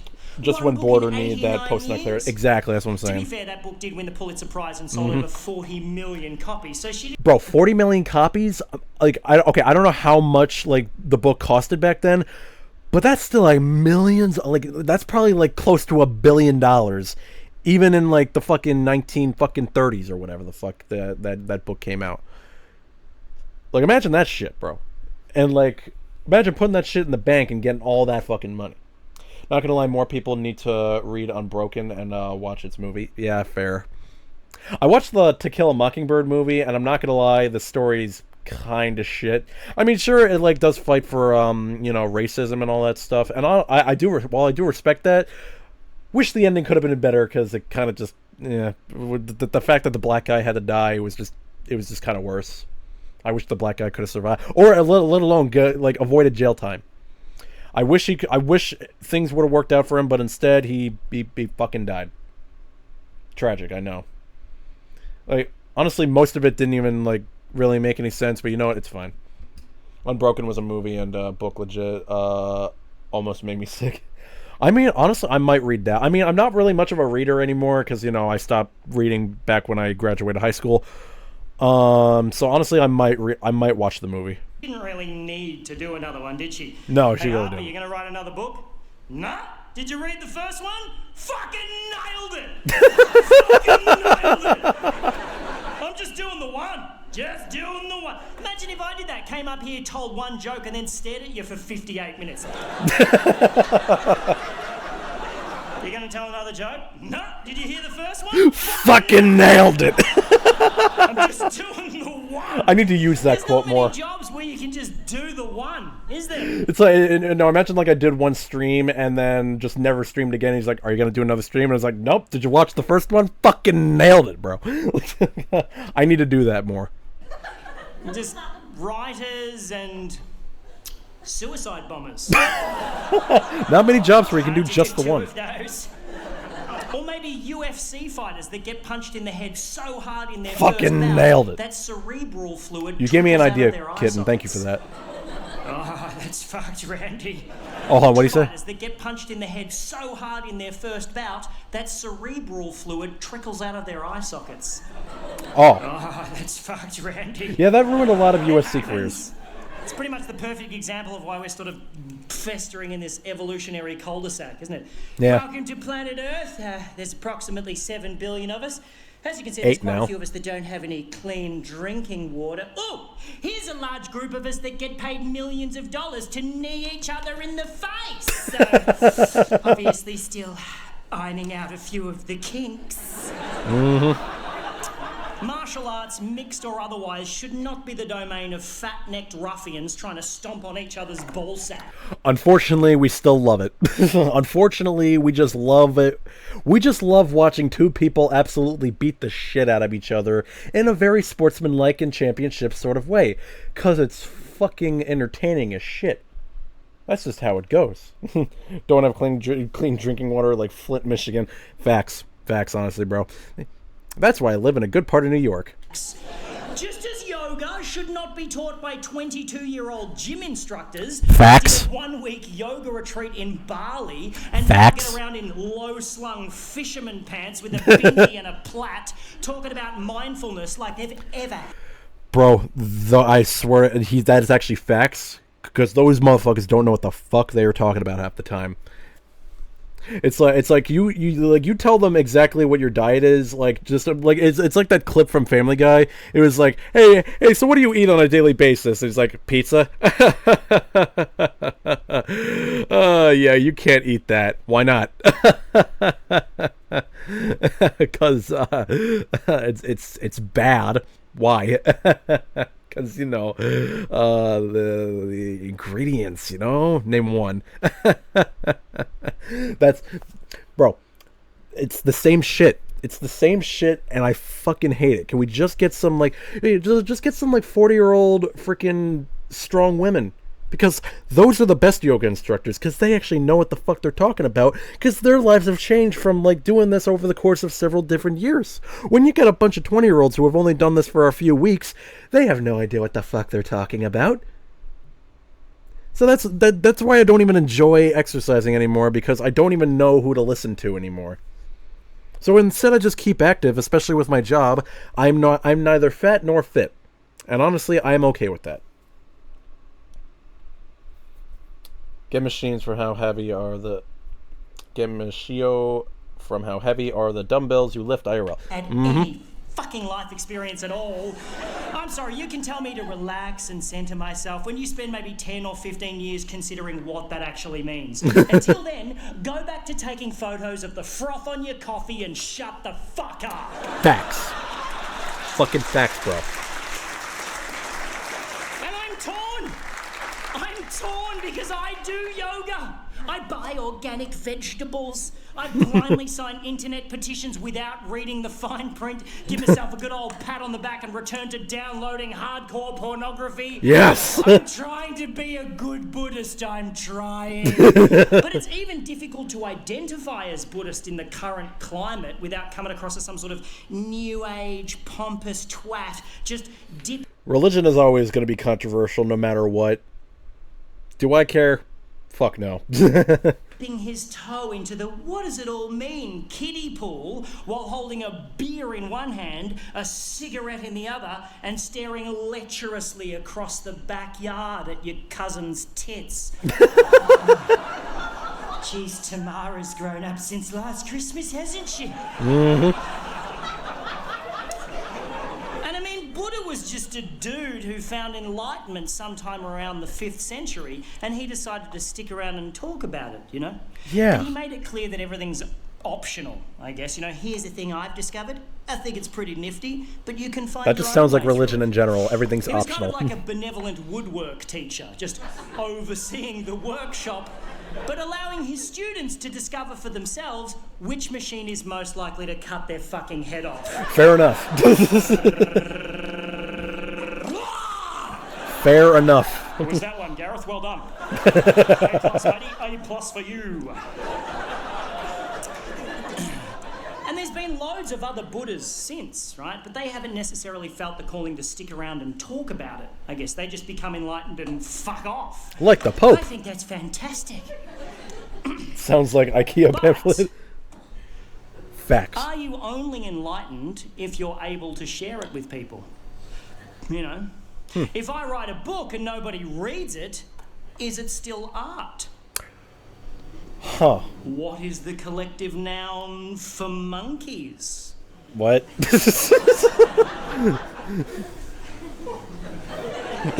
What a segue to this fucking bit. Seriously, okay. Does anybody know what it is? I have no idea. I'm trying to think of it all day. Anybody? What? Gang? Gang of monkeys.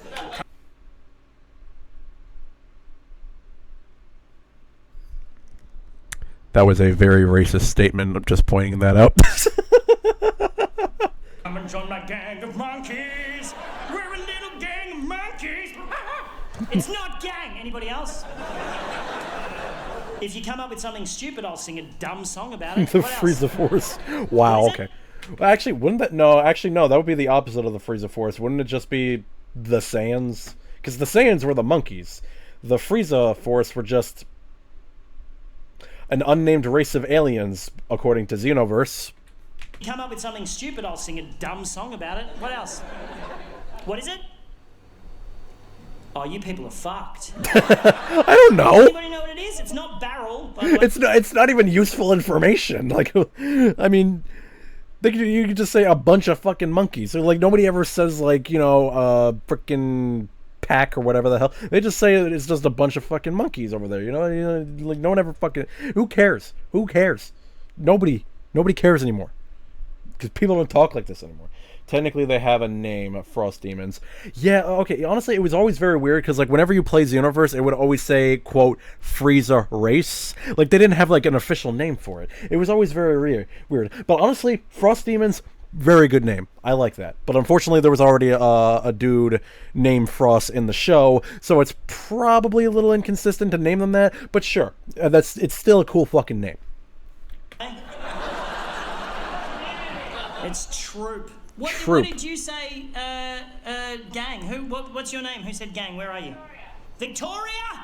How are you, Victoria? Yeah. Thanks for coming to my show.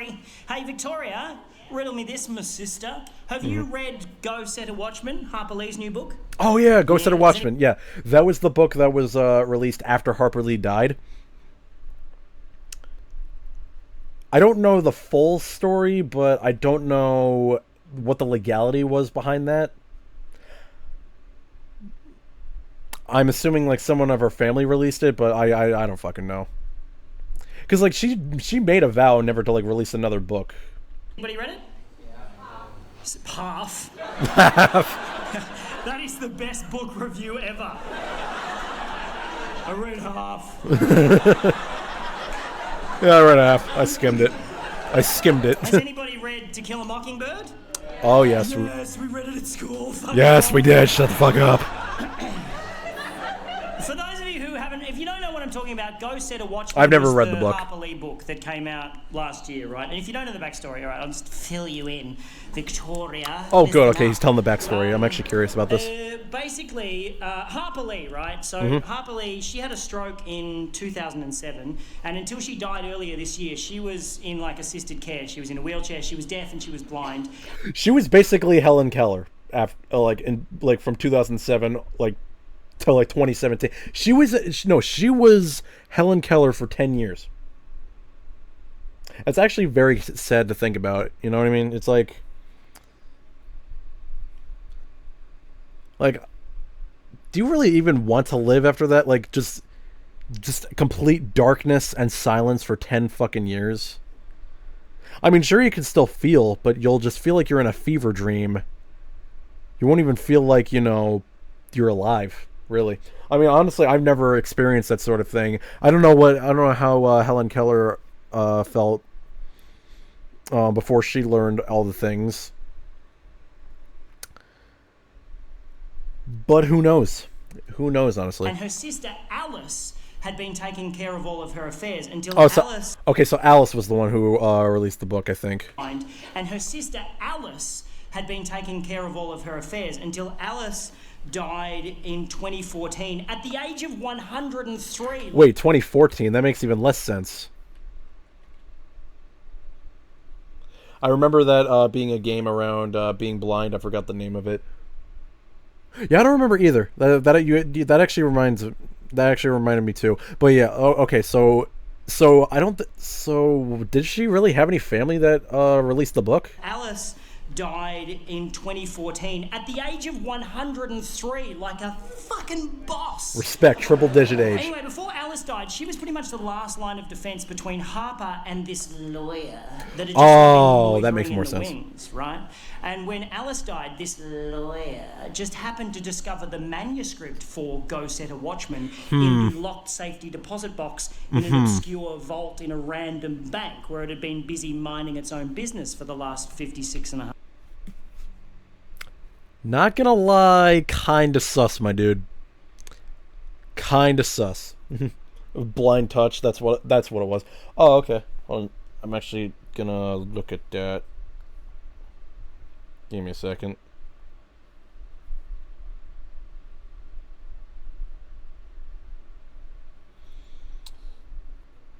What was this thing called? Blind touch.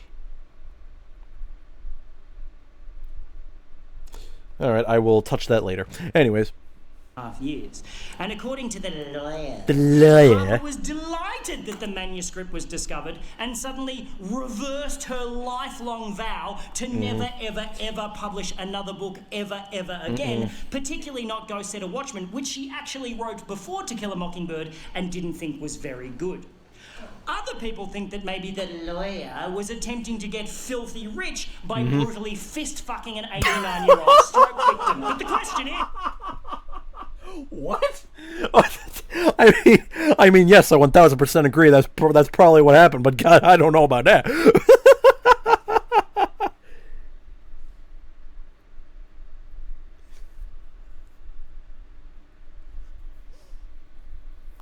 I mean, at that point, you're technically a part of the family, right? I mean, who knows? Maybe like she learned Braille in her time of being in a store. I don't really know how she was able to communicate with people. Maybe the lawyer told her about it and she said, go ahead and release it. I don't know. I can't confirm nor deny. But who knows?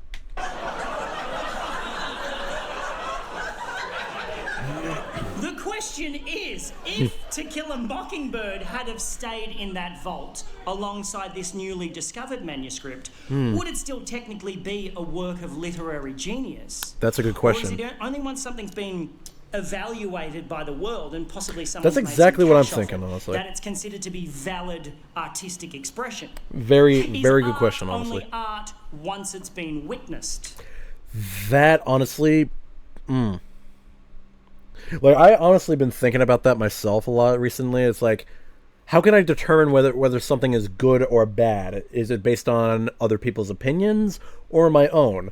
But then, one is based on validation, the other is based on narcissism. Hi, Lily, how are you? Congrats, you're autistic, so am I. Indeed, we're all autistic. Fuck yeah. Thank you for acknowledging my autism. Appreciate you. Acknowledged.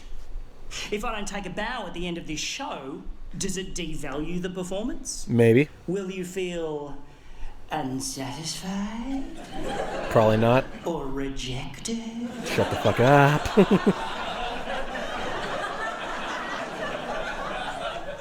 I recently read that book, The Pleasures and Sorrows of Work, by Alain de Botton, and in it he says, we might consider art as anything which pushes our thoughts in important yet neglected directions. Yeah. Now, I'd like to consider what I do artistic expression, but that sort of poses the question, do people really need their thoughts pushed in the direction of old ladies being brutally fist-fucked?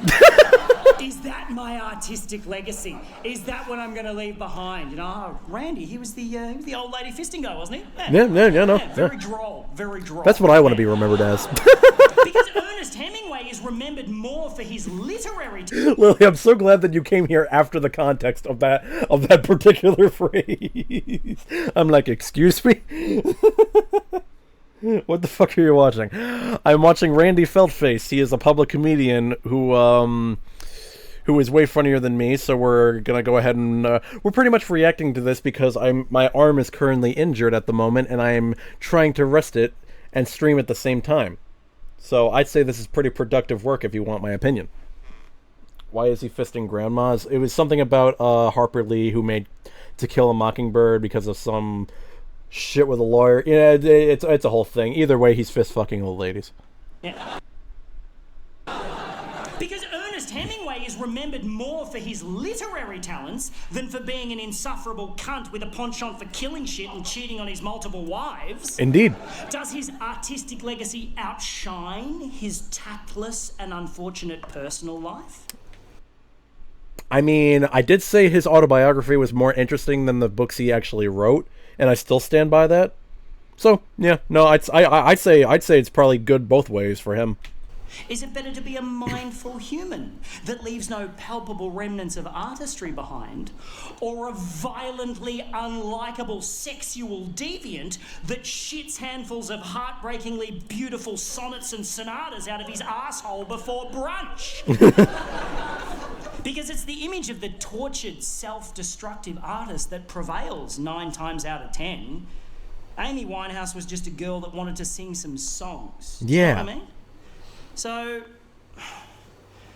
should I just keep my fucking mouth shut and try to navigate towards enlightenment, leaving behind an intangible trail of good deeds? Indeed. Or do I dive deeper and deeper into the inky black ocean of self-destruction and self-indulgence until I nail my chosen art form, leaving an echo for the eternal wonderment of countless future generations that will just breeze over my asshole personality?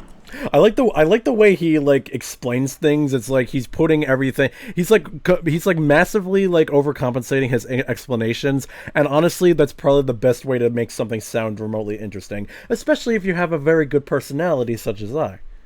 I can never explain anything properly or sophisticatedly, so I always have to think of shit. Hey, you have an arsehole personality. Indeed, indeed I do. So this is honestly perfect for me. It's what's keeping me up in the night times. Mm-hmm. Yeah.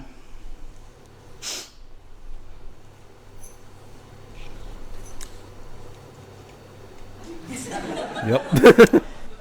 You know, from the moment we're born, we become less than human. Yeah. You know that? Yeah, no. It's pretty crazy. Yeah.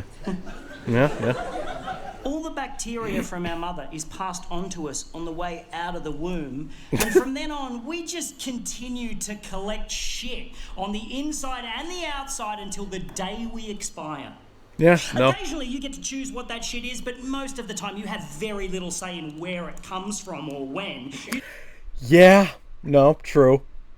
I mean, yeah, some people choose to smoke, some people choose to drink, some people choose to overeat, some people choose to just end it early, but those people are fucking weird. That's a whole other scenario. You just have to try to duck and weave your way through the shit for as long as you can until a chunk of shit with your name on it finally cleans you up. Mm-hmm. Look, I know this was billed as a comedy, but let's talk I have about some destructive death. habits. We all do. I commit There are arson. some pretty fucking ridiculous ways to die, though. Like Oh, that very guy, much so. That scuba diver they found when they put out the bushfire. Oh my God, have you heard this fucking story? I'm interested now. They put out like a bushfire and they found a dude in full scuba gear and they figured out that the water bomber plane or helicopter that scoops up the water to put Oh out my the fire God. accidentally picked up a diver and dumped him into the flames. Oh my god. What a fucked up way to go! Oh my god. That's so fucked up. Oh my god. What the fuck? First of all, is that actually how they put out bushfires? And second of all, do they not just like take that into account? Well, like, why the fuck? How close was he to land?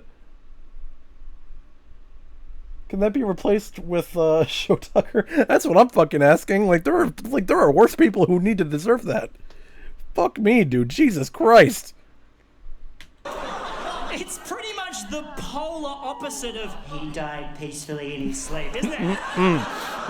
Just dumped out of a plane into a blazing inferno. Bro, imagine, no, like, that's unbeknownst to you. You don't even know that you're being lifted up by a fucking helicopter, first of all. Second of all, like, imagine going from water to the complete polar opposite. You would be fucking terrified. Also, Caillou. Oh, that was Caillou before anyone. Honestly, like even serial killers, Caillou before anyone. With a highly flammable gas tank instead of a parachute strapped to your back. Like, no! Hi, Shiva. How are you? I just wanted to look at the fish. Pretty sure some of those fish died too. What do you say to his family? At least he died doing what he loved. Did he? Did he? Well, he was a firefighter that enjoyed skydiving and water sports, but I'm not sure he ever wanted to combine the three. The irony. The honest irony. That's better, isn't it? Tell more jokes, you little purple fucker. I heard a good joke the other day. How do you know if a hippie has been to your house? How? They're still there. True. They're probably also extremely high and talking about trees. The baby polar bears are dying, dude. The fucking ozone layers are fucking exploding, bro. How do you know if someone's vegan? How? They'll tell you. They'll tell you. I'm vegan. I initially became vegan for environmental and ethical reasons, and now I just do it to give people the shits it did. Fuck vegans, by the way. Look, unless you're allergic to unless you're allergic to meat in some shape or form, but if you're a vegan just to be a vegan, yeah, you're just a very boring person. Oh my god, I'm gonna stop eating meat because they're torturing the animal. The bro, like literally you not okay. I'm just gonna say it right now, bro. Honest to God, you choosing not to eat the animal, it's not gonna save the fucking planet. They're still gonna torture animals every single day. Like, no matter how many vegans there are of you, it's not going to make a difference. Everyone's just going to keep eating meat and torturing animals. It's just the circle of life. It's just what's going to happen. Look, you can become a vegetarian because at that point you're trying to be healthy. But a vegan, you're choosing because of an ideal. One of my ex's moms was vegan, and that woman was a nightmare. Exactly, that's what I'm saying. It's just, you're either a very like, if you're a vegan, you're either incredibly boring or just incredibly mentally insane. She was the type of woman that would protest. Oh god, that's even worse. Even the vegans that protest, just go, honestly, okay, if you ever see a vegan protester, just buy a freaking cheeseburger from McDonald's and eat it right in front of them. They will get really mad, but you will feel very happy. Dinner parties. Get it away, I can't eat that. Meat's murder. Stop having fun, everyone! It's a funny conversation, the vegan one. You bring it up and people just go, shut up, fuckhead. But it's funny. Because you don't actually need to eat meat. You don't need it. Nobody actually needs it. Unless you're on hemodialysis and you have to inhale a rare porterhouse steak every 3 hours to stop your kidneys packing in. You don't actually need it. That makes it a choice. And it's your choice. As long as you understand that that choice is born from belief, and that particular belief is called carnism. It's an inherited belief system that sort of conditions us. I do it, especially if it's TBD. And the notion is so pervasive, I guess, it's viewed as a given rather than a choice. But it's totally a choice. Where do you get your protein from then, you little poofter? Facts. Where the fuck do you get your protein from if you're not eating meat or eggs? Like, if you're not eating, okay, if you're eating non-vegans, okay, if you're a vegan, how the fuck do you get your protein? Because like most stuff that is against veganism is made from protein. There's not a lot of protein that you get out of being vegan. So if anything, you're kind of hurting your immune system by being a vegan. Maybe not by being like a vegetarian or a pescatarian for that matter. Like, because at that point you're finding some ways of getting protein. Maybe not like all the ways of getting protein, but at least you're getting some protein. If you're a vegan, you're not getting any protein in your body, and like, it's just, you're not going to have a lot of fat to live off of, and you need fat to live off of. Otherwise, you're just going to be a completely skinny mess, and you're going to die sooner than all the obese people who have to put several ounces of insulin in their body just to survive. Is that why we blow over the vegan teacher? Exactly why we blow over the vegan teacher. Yes, exactly, Purple. Peas. Yikes. If you eat peas, if that's like the only fucking food you eat as a vegan, then I feel very sorry for you. It's crazy. And I know it's easy to just lump veganism in with all the other food allergies and just go, they're the annoying fuckheads that don't eat the good stuff. Which I get. I totally get.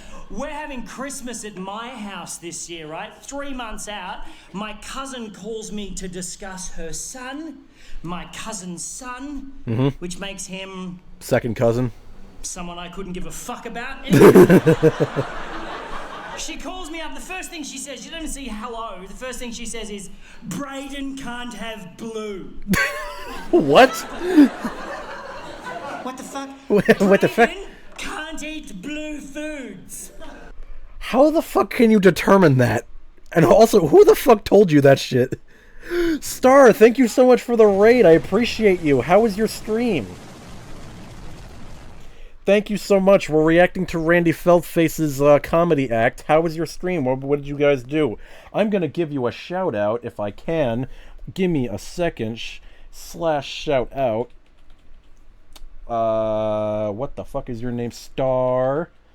Floof. Is it fluff or floof? I don't fucking know.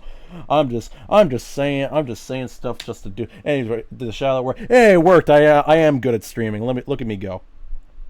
We chilled, mostly yapped with side of Tomodachi. Honestly, that's fair. That's fair. Because right now I'm just yapping while I'm watching this puppet talk about veganism. It's pretty hilarious, honestly. By the way, a circle has no circumference. Facts. Apparently, this kid, if he eats anything with a blue food preservative in it, he just taps out. According to Lily, that is true. Bullshit. Oh yeah, I wasn't paying attention. What the fuck? What was this? Brayden can't eat blue foods. Yeah, again, how the fuck do you determine that? Like, what do you mean blue foods? Like, did the doctor tell you that? Did you come up with that conclusion? Because if you came up with that conclusion, how much sense does that actually fucking make? What the fuck is a blue food? That's what I'm saying, Captain. Like, that's what I'm saying, Lily. I was about to call you Captain. What the fuck is wrong with me? But, like, how the hell do... Okay, well, like, what... Like, is blue even, like... Like, what food is... Or what, like, besides blueberries, like... What is a blue food? Is it, like, dyed food? I don't understand it. Mashed potatoes with blue food dye. Yummers. No food is naturally blue. Yeah, honestly. Facts. This kid, if he eats anything with a blue food preservative in it, he just taps out. That is bullshit. I agree. Firstly, don't call your kid Brayden. That's a cool name.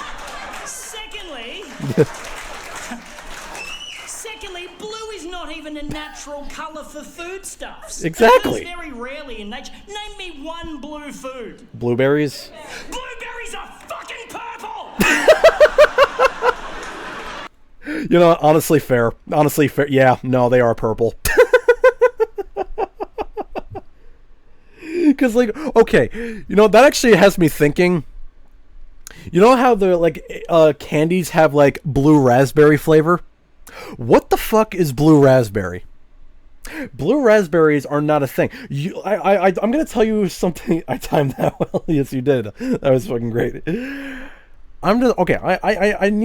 I bet you if you looked it up, are there actual blue raspberries? It's going to say fucking no. Blue raspberry don't exist. That's what I'm saying. What is a blue raspberry?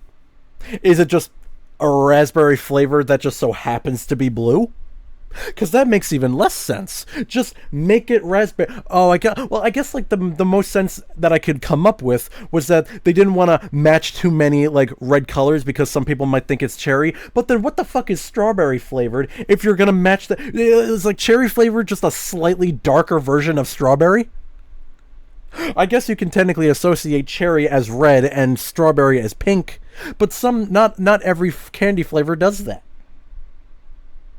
And some people associate watermelon as red, but sometimes they associate it as green. And that makes even less sense because green is also associated with green apple. So if anything, artificial flavors are just fucking bullshit. It's an artificial flavor, a made-up one. Yeah, it's stupid. Just like how lemons are artificial. Yeah. Lily is right. It's made up of 50% to avoid using red dye, which was banned back then. Really? Goddamn. I see watermelon associated with pink. Yeah, it's like, okay, in some candies it's associated with pink. Some it's associated with light green. Also, thank you for the follow. I appreciate you, Star. Thank you very much. Some people associate it with like a light green, but that's only like with Push Pops and I was gonna say Jolly Ranchers, but no, that's also pink. Honestly, if you have a candy and you have watermelon and green apple, odds are green apple's gonna be green and watermelon's gonna be pink. But then what do you do with strawberry if you're gonna make one? Cherry obviously is gonna be a very dark red, but again, what do you do with strawberry if you have green apple and watermelon? We're all just going to be incredibly fucking confused. Honestly, we should have just came up with more colors for artificial flavors than coming up with something as stupid as fucking blue raspberry.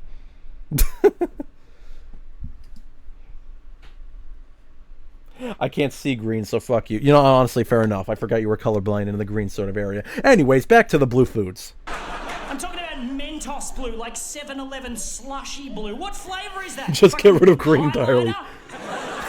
Highlighter. No, Randy, blue means mint. Mint is green. If you planted mint... Again, it's like we're associating different colors with different things. Because mint can be both blue and green. But sometimes it could also be red depending on the flavor. It's insane.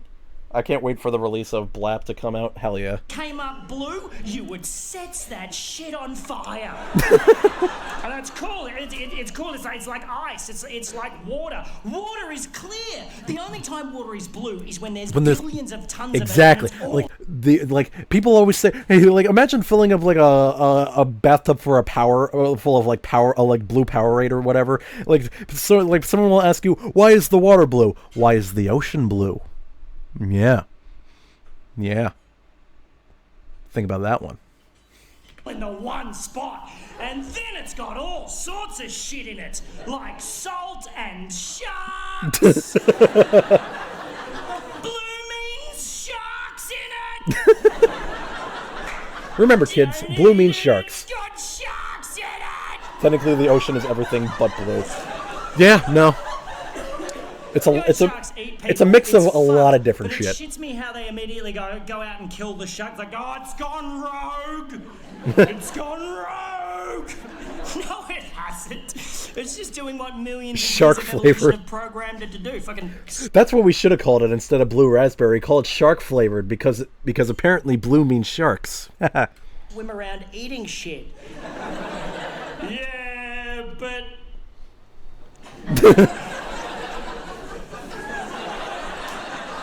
It came into our bit. What? This bit's our bit of the ocean. It came in from our bit. See that bit there? That big fucking wet bit? That's its bit. This bit here, all of this dry bit here that you're standing on with your legs, your legs that have evolved to stand on the dry bit, that's your bit. That's your bit, man. You go into its bit, you're gonna get bit. That's the lesson. Fuck yeah. Step into its bit, you're gonna get bit. It's like stepping on someone's property. Odds are you're probably gonna get shot by some random dude with a shotgun. Is it justifiable? Probably not. If you live, it's not testifiable. If you don't live, he's probably going to win because you were on his property and you won't be alive to prove that it was completely unjustifiable because he can honestly just say he did it out of self-defense. Paddle out next to a seal colony and wiggle your ass around like a slutty little hors d'oeuvre. Complain when you get munched.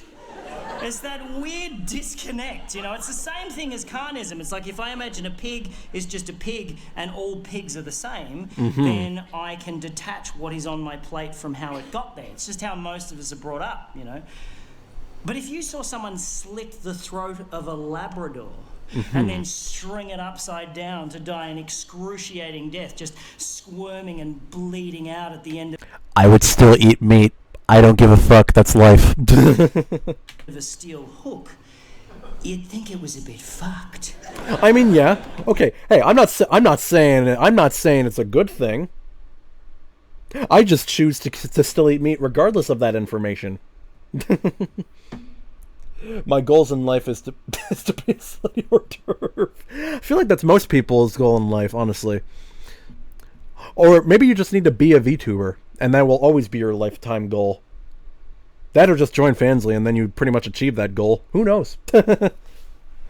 I saw someone have a pig skinned outside on their front tree. Fuck yeah. It's like a luau up in that bit. I remember when I went to Hawaii when I was about 8 years old, and we went to, I think it was called the luau, and they showed the fucking corpse of a burnt ass pig just on a table.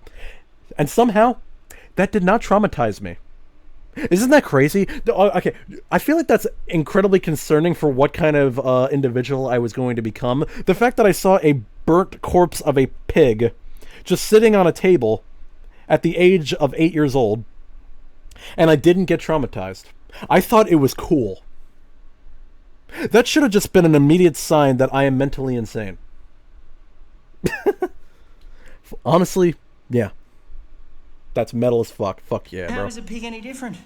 It's not. It's actually not. I said that on stage in Rockhampton in Queensland. Oh, God.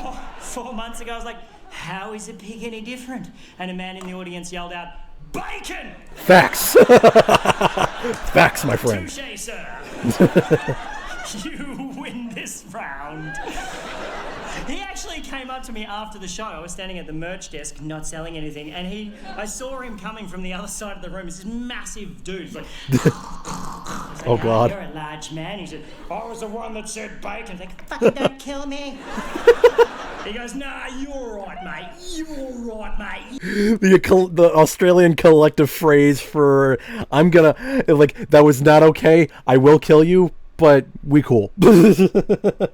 I love taxidermy shit. I think that says a lot about me as a person. Bro, honestly, I think we should all be investigated if we do like taxidermy, especially at a very young age, because that's what started Jeffrey Dahmer's whole course of becoming a serial killer. He was into taxidermy. And then he moved on from animals to human beings. Fucking crazy shit, man. Fucking crazy shit. Big, healthy, husky, fluffy dam, and oh, hell no. Gabriel Fluffy Iglesias. It's the most passive-aggressive Aussie male thing you can say to another dude. Nah, you're right, mate. You're right, mate. Basically means, I want to if enabled, I could probably be a serial killer. Honestly, probably all of us. Yeah. Anyway, he goes to me, mate, you're not going to make any friends in Rockhampton being a vegan. Did you know that Rocky is actually the beef capital of Australia? Oh, fuck, I didn't know that. 2.5 million head of cattle within a 2.5k radius of the town centre. Fuck, I didn't know that either. And that is a fair whack of the 13 million head of cattle in Queensland alone, 70% of which is bred purely for export. Few fun facts for you, matey. Few fun facts for you. I said, thank you, sir. I did not know any of that.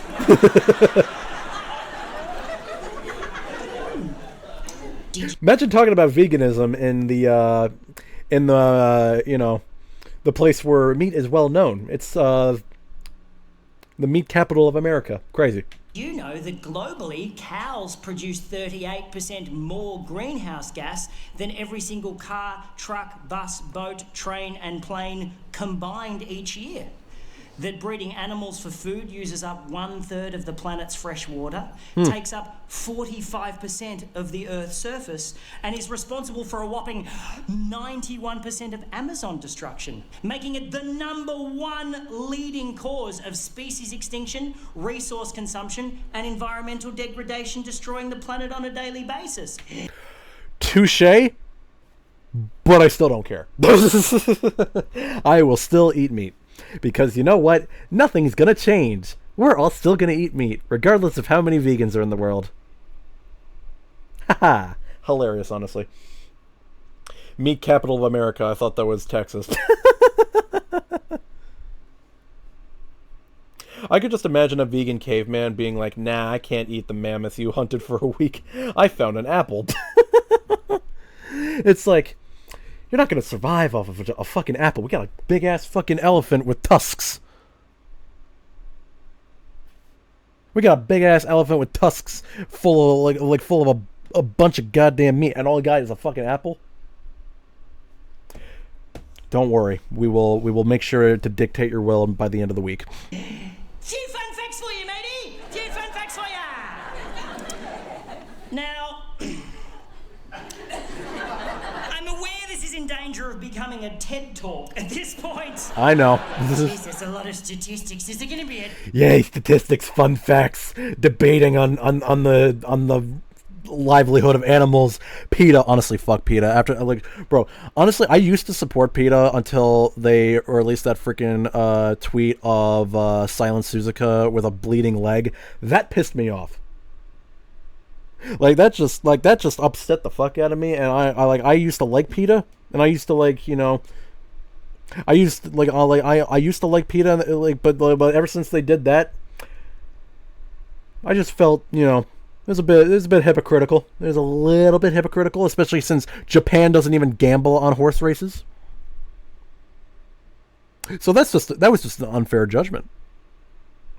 I need eye bleach after seeing that. I agree. Especially since that was actually one of the terms of, you know, that was actually the terms that Cygames put as one of their things, and PETA completely ignored it.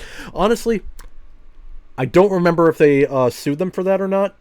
If they did, they probably won. Test. Oh, Right. shit. Sorry about that. So I'll read the book, alright? I'll read Please. the book.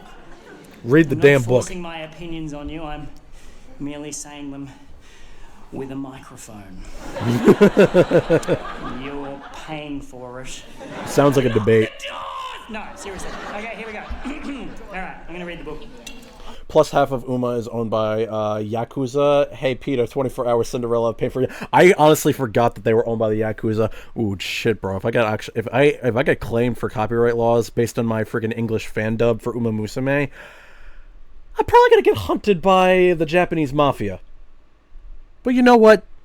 Nothing ventured, nothing gained. You know we've got McDonald's home delivery now? Does anyone do that? You do? You get it delivered to you. You know you can already get it in your car. You can get it without getting out of your car. But what McDonald's have now done is they've removed the grueling walk from the front door to the car, so you no longer have to do that humiliating...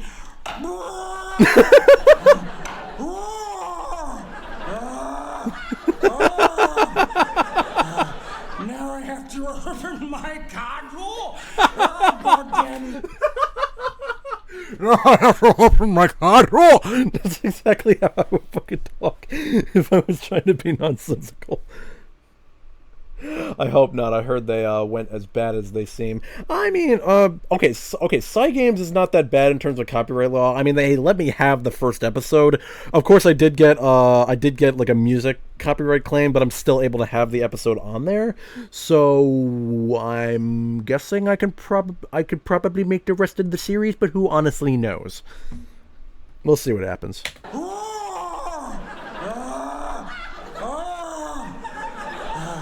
Now I have to open my car door. Oh, God damn you. God damn you. Click. Oh, why cannot they just bring it to my house? Well, now they can. And that's how DoorDash caused obesity. I think it's a good thing. Keep the fatties off the streets. Stop them hogging up the footpaths. They don't want to eat shit, let them do it in their own home. Who's with me? Yeah! Don't clap that. It's a horrible thing to say. You monsters. Hey, I'm a monster in general, bro. Don't judge me. Okay. You all good, Matty? Sweet. Okay. Okay, here we go. Read the damn book, bro. All right, here we go. Bucket it. Okay. Stop it. Okay. Do you like my typewriter, by the way? Oh my Isn't fucking it God. Beautiful. Not gonna lie, I saw my brother order DoorDash. He got a soda from McDonald's.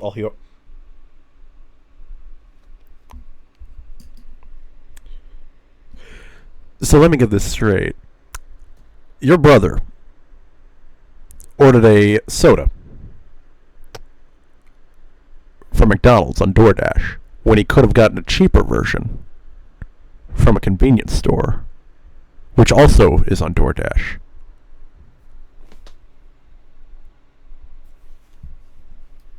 The McDonald's was a 2-minute drive down the road. But then there's also the waiting for the dasher. Like, imagine this shit right here. Imagine this shit right here, Star. Imagine that when you put that order in, and the dasher was 20 minutes down the road. Imagine they were in a different town that's 20 minutes away, just to go to the McDonald's that's 2 minutes away from your house. Probably would have been a lot faster if you just walked to the convenience store, or at least walked to the McDonald's.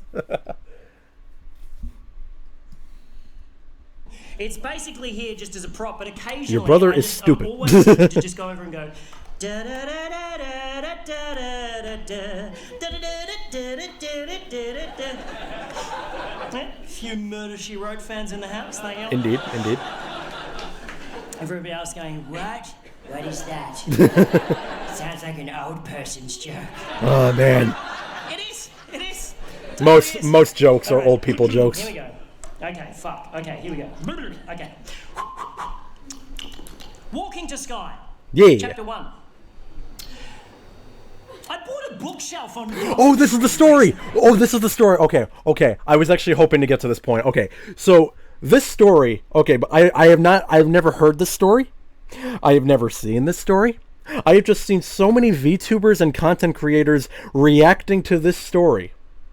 And it is blown up in, like, so many different areas for not just Randy, but for all the VTubers who reacted to it. And that's why I'm reacting to the entire show today. Not only for the story, but for the context that led up to the story.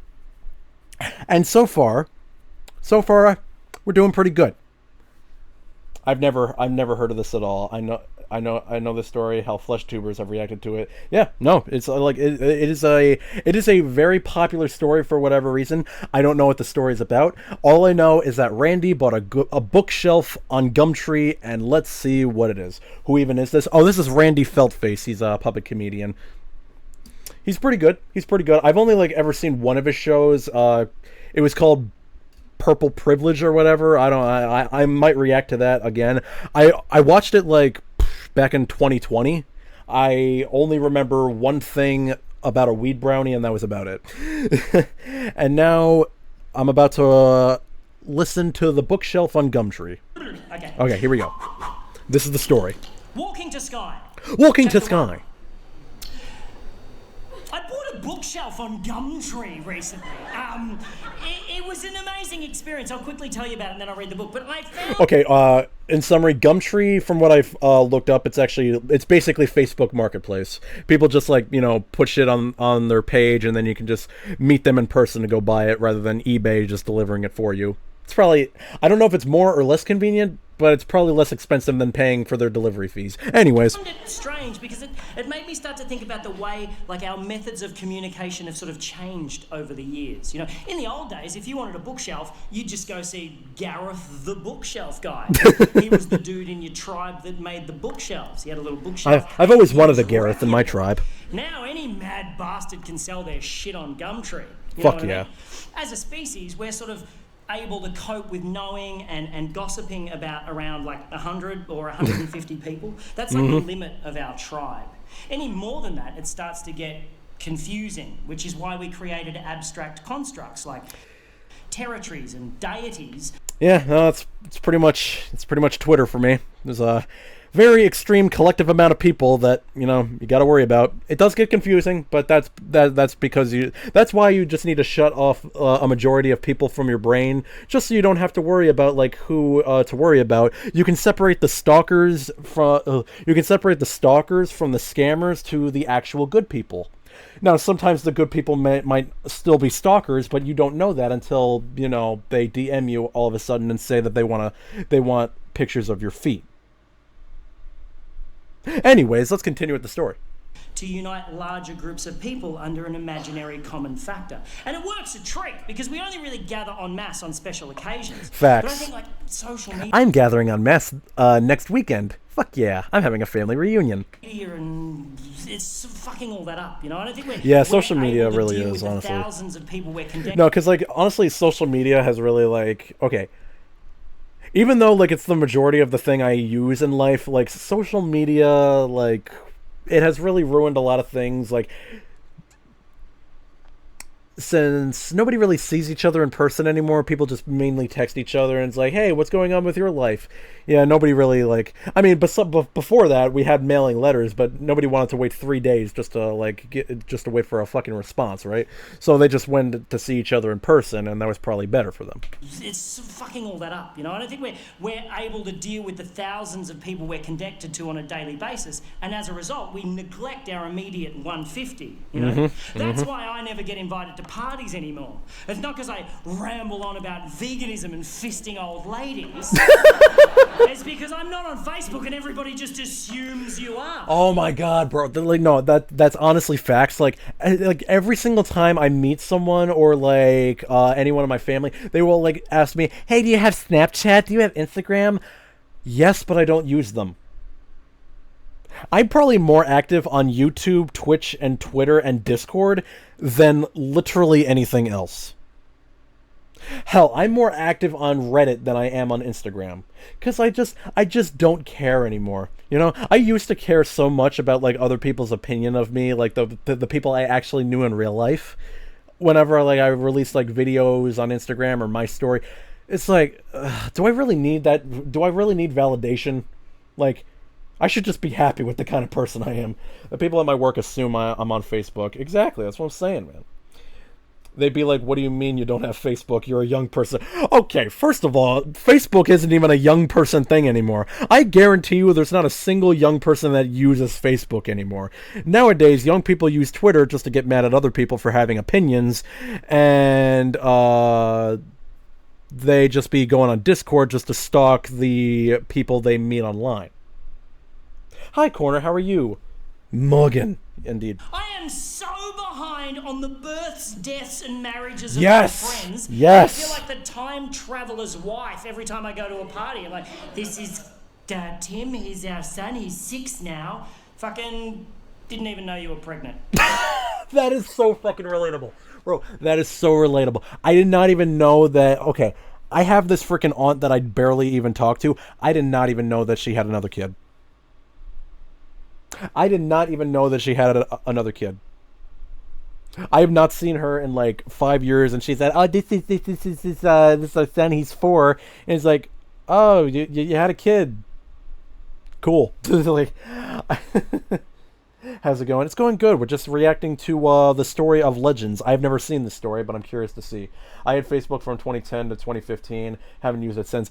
The only time I used Facebook recently was because I had to help my friend Admiral Trina at a convention in Georgia, and in order to keep in contact with the handlers of said convention, I had to download Facebook just to chat with everyone and have to like use Facebook Messenger, and like I don't even know what the freaking video call on Facebook is, but I had to use that in order to talk to these people to like help at the convention. The convention was a massive success, and I totally nailed it, by the way. I was the tech guy, and I fucking saved that panel. It was awesome. But that's a story for another time. Anyway, and you know smartphones aren't that great. You know that, right? They're not. They're not that great. You don't need the internet in your pocket. You work at Coles. Okay, you work for the president. Unfortunately, now that it exists, I definitely need it on a daily basis. I'm sorry, that's just the way it is. You don't need it. We don't need it. It is true, but now we kind of do. What was the point of developing opposable thumbs for you to take a photo of your head and post it on the internet and then just stand by for validation? No one gives a fuck about you. That's why I don't post on Instagram anymore.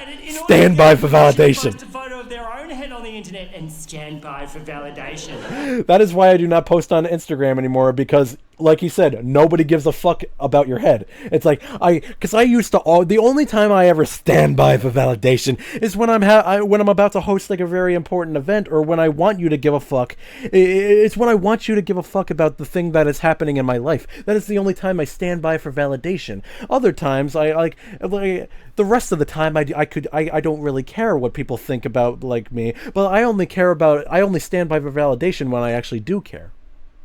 Because otherwise, I'm just having a status update on my Twitter, because that's the only time I ever feel like it's a productive time to update my status. Because on Instagram and like all these other places, it doesn't really work for me anymore. The people who give a fuck about your head will at some point see it in real life. Facts. Fuck your head and the neck it rode in on. Your vanity is sucking up my bandwidth.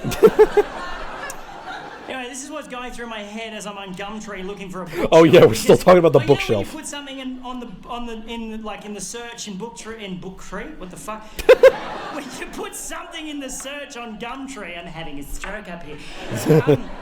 Yeah, when you put something in the search, right, and like, there's always a couple of things that come up in the list that are like the polar opposite of what you search for. Bro, that's just Amazon. That is honestly just Amazon and eBay. They will always like give you what they will give you a fraction. They will give you like 90% of what you want, and will just give you like one random item that you wouldn't even think of buying, but they just say, hey, there you go, there's that. It's like, what the fuck?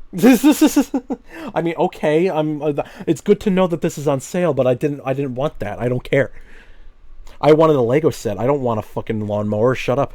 Get out of my head, Gumtree algorithms, conspiracy. No, but seriously, you type, it's like bookshelf, and it's like bookshelf, gramophone, bookshelf, combine harvester. What the fuck? It's actually a pretty good price. Exactly, that's what I'm saying. On this particular day, I found 2 books. That's like the only purpose of having those options. Like, oh, it's actually a pretty good price, because you would never think about buying it until they show it to you. Actually, a pretty good price.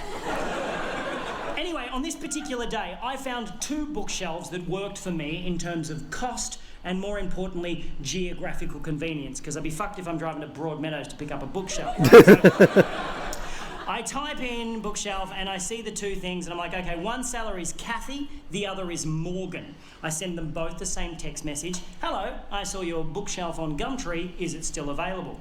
Kathy texts back straight away saying, sorry, it went this morning. You ever hate that? You ever hate that whenever you're trying to buy, or you're about to buy something, and then they say, oh yeah, no, it's already sold out. It's like, why the fuck do you still have it on the goddamn page if it's sold out? Why?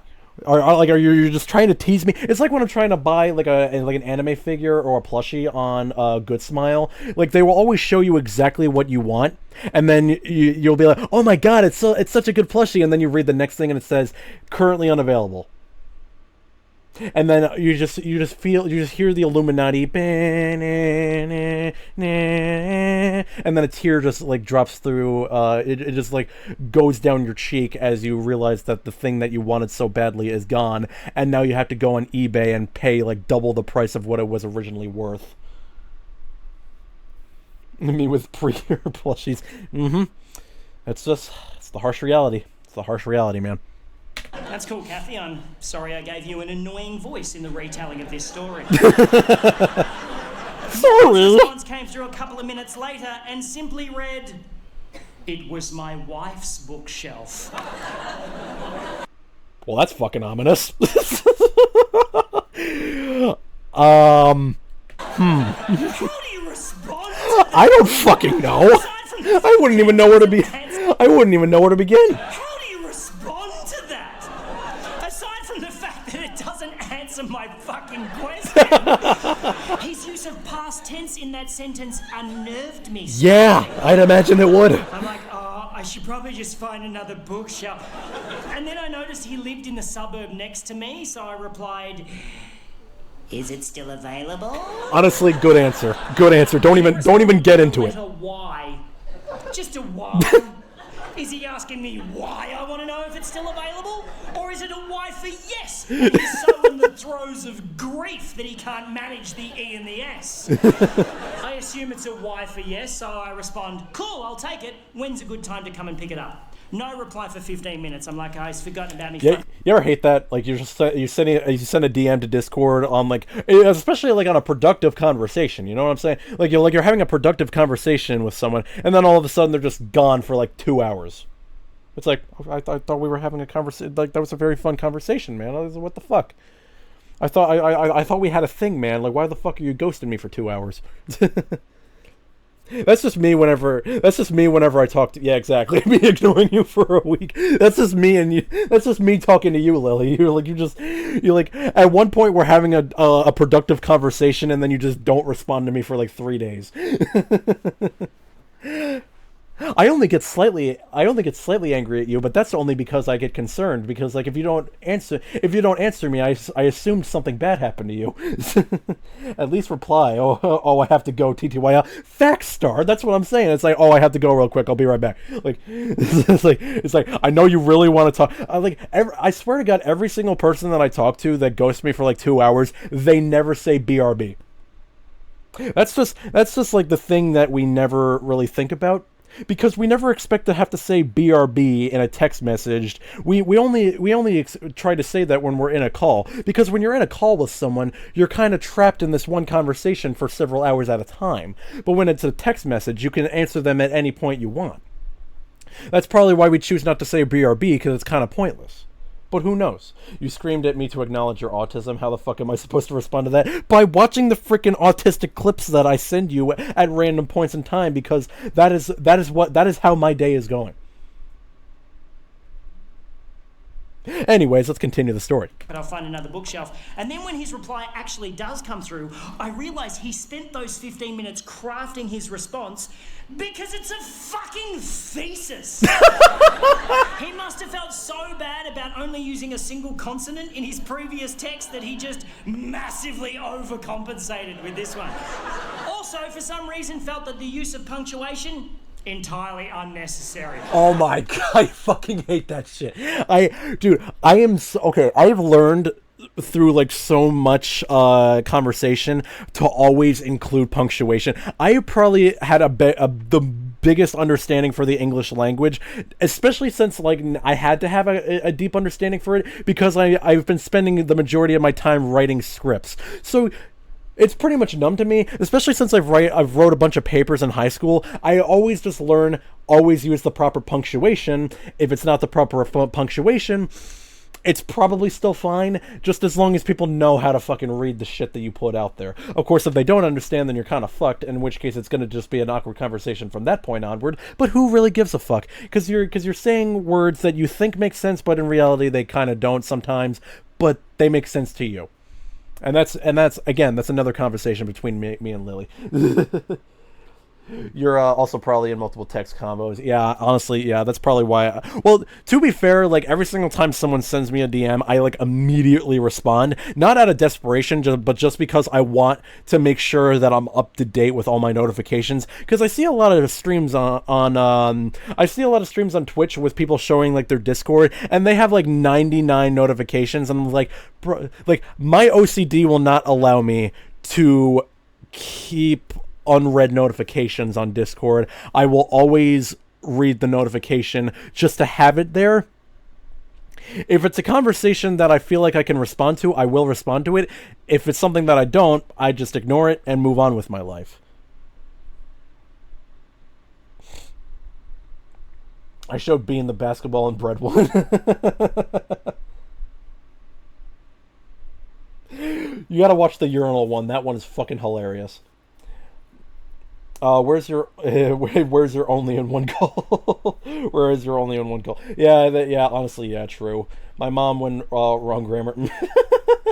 My mom has 1 million unread notifications. Let me screenshot my. Oh, don't worry, Lily. I've seen it. Remember that one time you were streaming that thing with the controversy of your artist? I've had so much OCD during that stream. I was like, oh my God, Lily, read your notifications. You're hurting me. You're hurting my brain, Lily. Why the fuck would you do that? Like, why do you have so many unread notifications? How do you know that I message you? How do you know that Bean messages you? How do you have a life?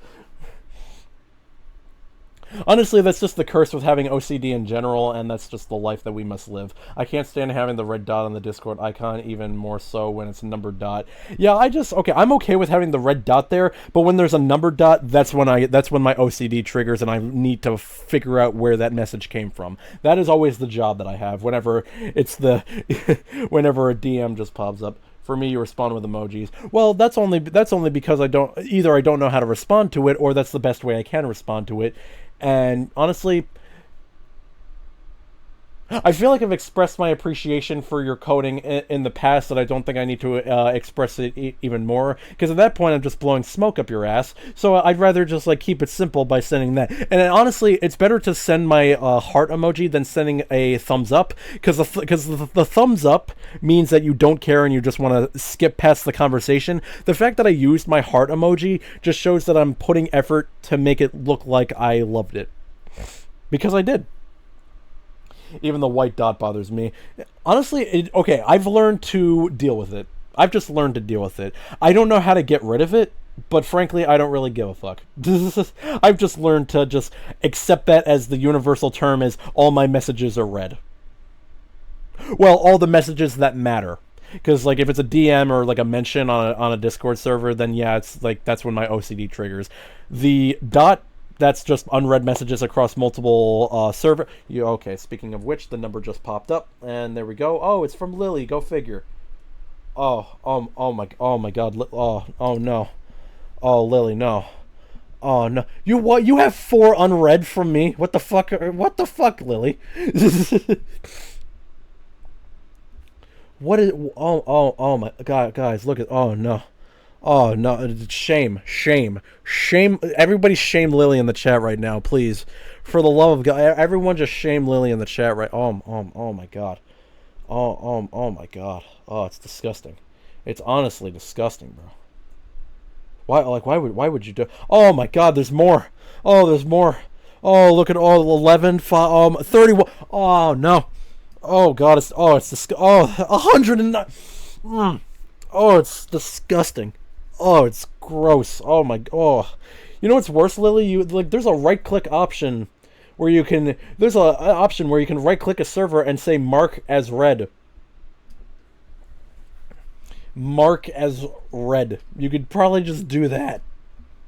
Jesus Christ! Shame on you, Lily. Jesus Christ. Back to the story, please. I'm too lazy. Facts. Yeah, I could see that. Overwatch. Oh, how many? Oh, I need to see how many are unread on Overwatch. Where is it? Where's the Overwatch server? Oh, is the Overwatch server not there? Damn you.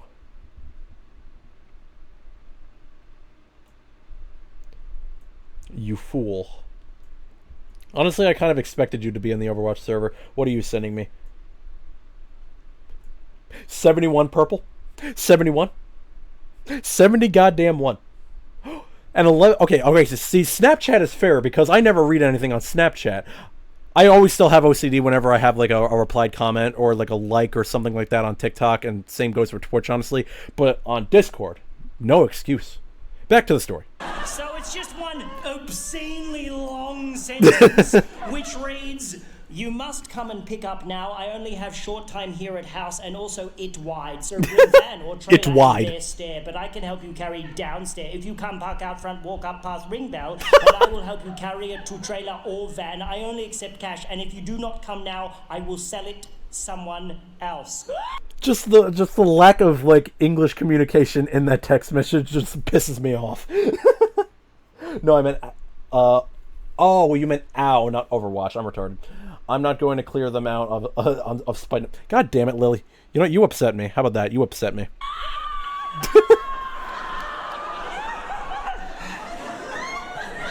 Again, I'm thinking, I should just find another bookshelf. But now I am fascinated by Morgan, and I simply must meet them. Honestly, facts, bro. Honestly, like that, just that conversation. Like, I would just assume that this guy is crazy to some extent, and honestly, you know what? I want to meet this dude. Like, I'm way too curious that I just want, like, that's always the problem with my curiosity whenever I message someone. Like, I always get, I feel like I'm an incredibly nosy person. Oh, no, I 1000% am an incredibly nosy person. Whenever someone tells me something that I, like, assume is like, oh, yeah, they're probably depressed, they're probably doing this, that, and the other, it's like, I'm really curious, and I just really want to pry and get into your business. But not in the way like I'm going to expose all of your deepest, darkest secrets. I just want to know because I want to help in some way. You know, I'm a very selfless person, and I want to help you like get past that. You know what I'm saying? I never want to do it out of ill intent. And also, I'm just a very curious person, and I'm always just going to be nosy no matter what. So just ignore me from that point onward. I drive over to his house. Oh, before I left, I sent him a message saying, cool, I'll be there in 10 minutes. He replied, okay, but spelled it O-K-A-Y, which fascinated me more that he'll use 4 letters to spell a 2-letter word, but only 1 letter to spell a 3-letter word.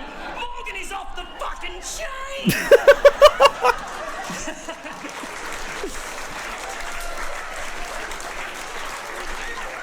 He used the autocorrect feature. Over his house, I'm trying to picture what he's going to be like, you know. His pidgin English might suggest ethnicity of some sort, but I don't want to racially profile him. Maybe he's an old man who recently lost his wife and is not that very good at texting. Or maybe, and I'm really hoping this is the case, Morgan is just batshit crazy. Yes! Dude, honestly, like, most of the people that I meet, I just hope to fucking Christ that they're just batshit crazy.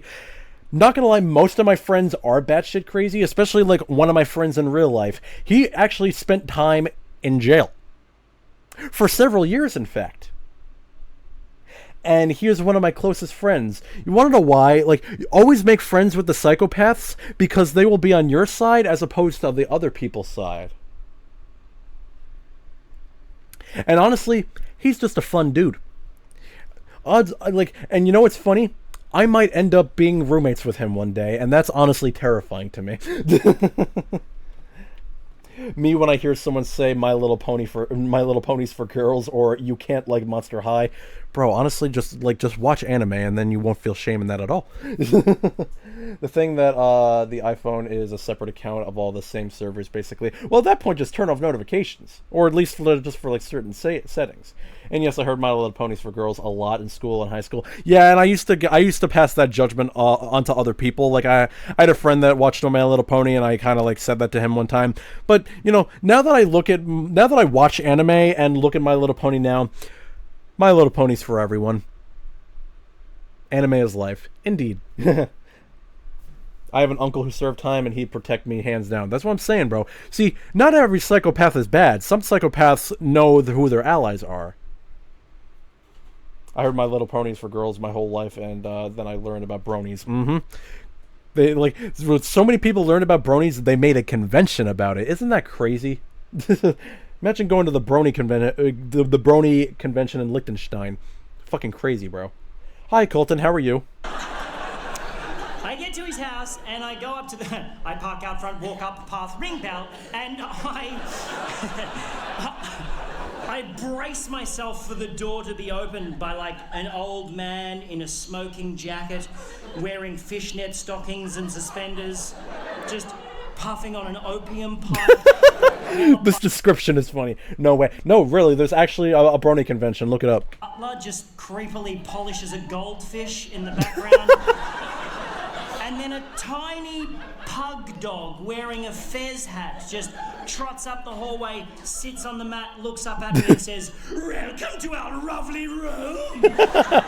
You're overhyping yourself, man. And then the door opens and I am thoroughly disappointed. Damn, Before bro. me stands an average Caucasian male in his mid-30s, dressed casually, hipster chic, stubble, glasses with designer frames, expensive watch. I immediately think architect, but the house is too cheesy for that. It's like a double-story doll's house with bay windows. But definitely a designer of some kind, maybe a graphic designer. He's too skinny for manual labour. He's too hip for the public sector. But this can't be Morgan. Because Morgan's text message... No, because Morgan is absolutely insane. Why, like, it can't be Morgan. Yo, Shiva, thank you for the gifted sub for Colton. Yes, the Colton curse has been broken. He finally has a sub. Let's go. Let's go. Let's hear it for Colton. He finally got a gifted sub. Let's go. Let's go. He no longer has to see shitty ads about cleaning supplies. Let's go. Let's go. Colton curse. Yeah, there was also there was always like a headcanon curse that like every single time when someone gifted subs, or like whenever there was like a hype train, you would never get a gifted sub, and you would just like have to, like, even during that marble race giveaway that I did one time, you would just never get a gifted sub. It was pretty sad, honestly. But I'm happy that the curse is finally broken, because Shiva specifically gave you the freaking gifted sub. Time to override the Colton curse, who managed to even get exclusive of the 5 subs from yesterday, and he was in the chat during the time. I was new and I got a sub before him. I know, crazy. So far, this guy seems normal. Yeah, he seems pretty normal. You know, expensive watch, all that stuff. Maybe a graphics designer, all that stuff. Would suggest that he's not that technically savvy. And then the man standing in front of me says, "Hello, my name's Morgan." And the plot thickens! It is Morgan. That's our Morgan. He shakes my hand, closes the door, and 20 minutes later, I will be witnessing Morgan perform some of the most aggressive acts of violence I've ever seen in my life. And I will be speeding away in my car, bleeding from the face. All right, let's buckle ourselves up for this one. All right, I'm into this. Let's fucking see how this goes. Here's how this shit went down. No, I'm into this. I like this. I go into the house and I notice 2 things immediately. One, this is a house in the throes of renovation. Nothing too extreme, but there's like drop sheets on all the furniture, there's freshly painted walls, there's a bathtub wrapped in plastic in the hallway awaiting installation. Someone's doing some work on this house. Reminds me of what I'm doing right now, because I'm still doing renovation on both my room and, yeah, quite a few other rooms in the house. I'm still in that process. I'm not done with it yet. The second thing I notice, on the way up the stairs to the 2nd floor, on the 1st floor landing, is a wedding photograph featuring a very cleanly shaven Morgan with a very beautiful bride, very much in love. The photograph is very much on the floor, and the glass. Ah, yes. Okay, so it's bitch ex-wife instead of dead wife. Okay, honestly, probably worse than the dead wife. The frame is very much smashed. She's not dead, she's left him, and the plot thickens a bit more for Morgan. And as Morgan unceremoniously, kicks the photo frame to one side on the way up the stairs, I really wanted to pry into Morgan's... Oh my god, dude. Again, it's just so relatable. I just really want to pry and just ask so many, uncomfortable questions. But at that point, I feel like an asshole for asking. I feel a little insensitive, but it's never out of, I'm going to just spread rumors about you, because that's not the kind of person I am. I just want to know, so maybe I can help you. That's just the way it is. It's just the way it is. Maybe I'm too nosy. Maybe I'm too nice for my own good. Who knows? Who knows? Hi, Wolf. How are you? Life and ask heaps of inappropriate questions. But he was clearly a broken man. He had this terrible air of sadness around him, so I didn't want to intrude. Luckily for me, though, I didn't have to. Yes. Morgan immediately began oversharing. Yes. And told That me the honestly whole best case scenario. story. Best case scenario. Thank you, Morgan. I shall hang off your every word and then retell your tale to 200 strangers and record it for a fucking DVD.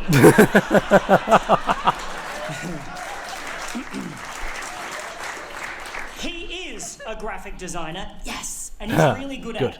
He does massive rebranding campaigns for large corporations. He gets flown all over the world doing this shit, right? About 4 years ago... So basically a legit version of the amount of artists, graphic designers who DM me on Twitter out of nowhere without getting to know me and just says, hey, I will do this graphic design for $200. You down? Okay, cool. And then they just give you something that's not even remotely what you asked for, and also to find out later it was made out of AI, which is even less impressive. And they freaking charged $200 for it. Crazy, right? Woman hired Morgan to rebrand her florist business. Really? And he did such a great job, she married him. Oh, the irony. The irony of an of a bitch ex-wife who is also a florist. That is just irony at its finest, bro. Hey, Zyla, you going to Streamer University? I did not make it in. I'm sad, but I will not let it defeat me. It's okay. He thought everything was just fine until about 3 months ago. Morgan had to do a presentation in Sydney, right? But he was on his way home from overseas and he got stuck in Dubai due to a flight cancellation. So rather than cancel the meeting, Morgan suggested to these businessmen in... Yeah, Star, it's like, I don't know if you ever heard of the streamer Kai Cenat, but basically he had a thing last year where he invited a bunch of streamers to, like, literally a big-ass university where they teach streamers how to be streamers by using, like, famous celebrities and other streamers to teach you how to stream. Altogether, you get, like, thousands of viewers after that, and it basically changes your streaming career. And, yeah, no, that's, Oh, Kai Cenat, I'll pass on it. Lost interest just now.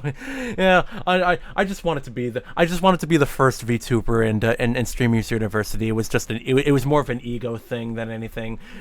So yeah, we like that was just a broken dream. We don't have to worry about it. Don't worry about it. Anyways, let's move on. Sydney that they do a Skype chat because he's so technologically savvy despite his fucking baffling text message style.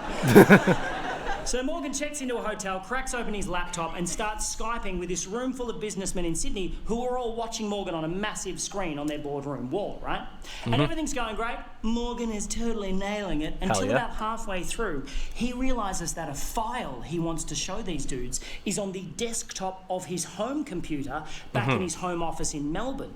And he decides to live share the desktop of his home computer on the Skype chat. Bro, I used to be so scared of showing my desktop on stream, but now I just do it like every single time that I couldn't care less because I don't really have anything weird on my desktop, not anymore anyways. So I never really need to worry about what's on my desktop because it's mostly just work stuff or files that I just couldn't be bothered to organize, to be honest with you. He knows how to do that. Any VTubers make it in? No, not a single one. He can control his computer remotely from anywhere in the world. It's not particularly new technology, but Morgan makes it sound so impressive. I could probably do it, honestly. So this room full of businessmen are all watching keenly like, oh, Margaret, bring in some biscuits. There's some newfangled shit going on in here. My name is Star Nutchat. As Morgan Hush clicks you. a few buttons and Hush brings up the desktop of his home computer on the Skype chat. Now, what Morgan doesn't realise is that his wife has been using the photo booth app on that particular computer. Why? I'm familiar with this app. Why? To take pictures of herself. To take naked pictures of herself. I figured. That is not the reason I used said app, mind you, but I know of it. $5. Yes, Colton, you were correct. No, I am very familiar with it. I only use it mainly to mainly like I used to use it just to look in. I used it as like a mirror when I had a laptop back then. No, it's not a site. It's an app where you take a picture of yourself. I only use it as like a mirror on my laptop when I couldn't be bothered to just get off the couch. But yeah, it's alright. To take naked pictures of herself doing some pretty fucked up shit. Oh god. It's embarrassing to say the least. Just as Margaret came back in with the biscuits, I've got you the... Now, those of you who are familiar with the photo booth app will know that how it works is it accesses the built-in camera in your computer and with a click of a button takes a photo of you when you're standing in front of the screen. And if you know that, you'll also know that if you leave that application open, the camera also stays open, witnessing... So it's basically like showing what's going on That's actually banned in some states. If you believe it, it's actually pretty crazy. So if you if you were live sharing the hold on, let me just assess what he's saying right now. So he is live sharing the desktop of his computer to his work during a meeting. The photo booth app is on, and it is showing what's happening on the webcam. What is happening on that webcam? Whatever may be happening in front of the computer in real time, such as your wife in your home office fucking your best mate.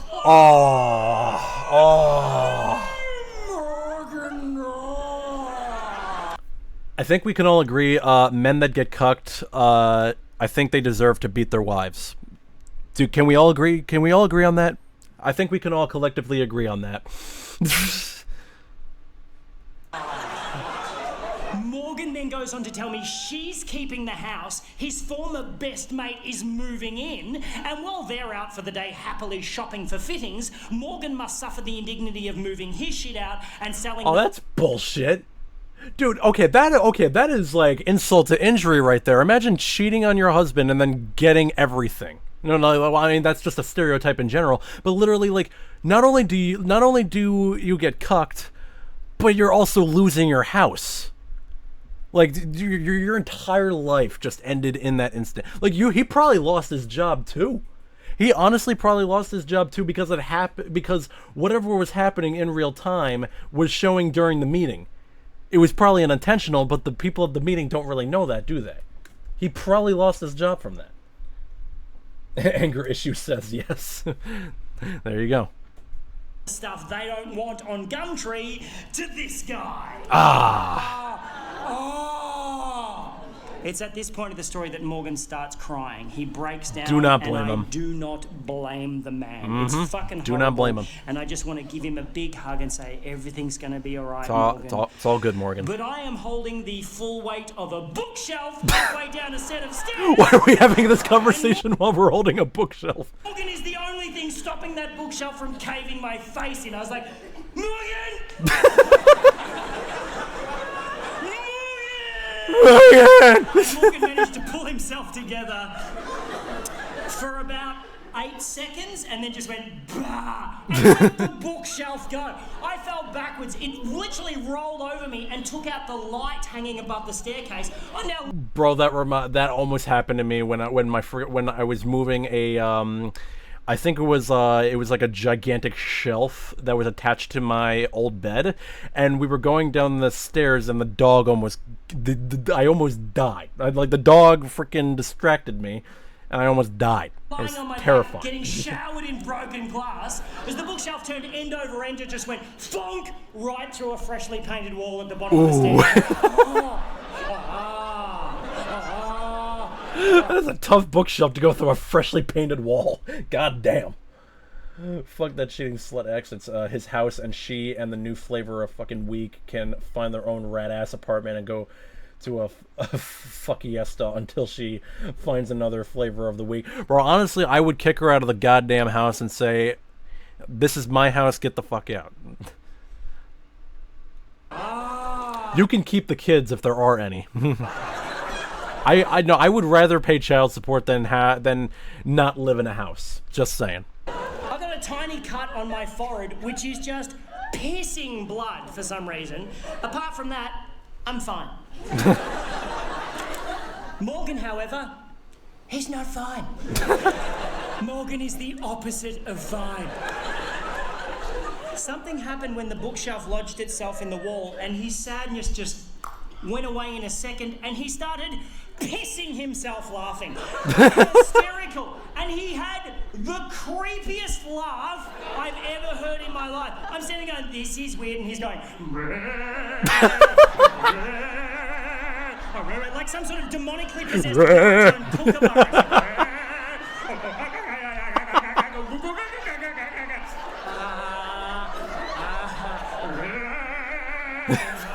Can I still have the bookshelf? He's like,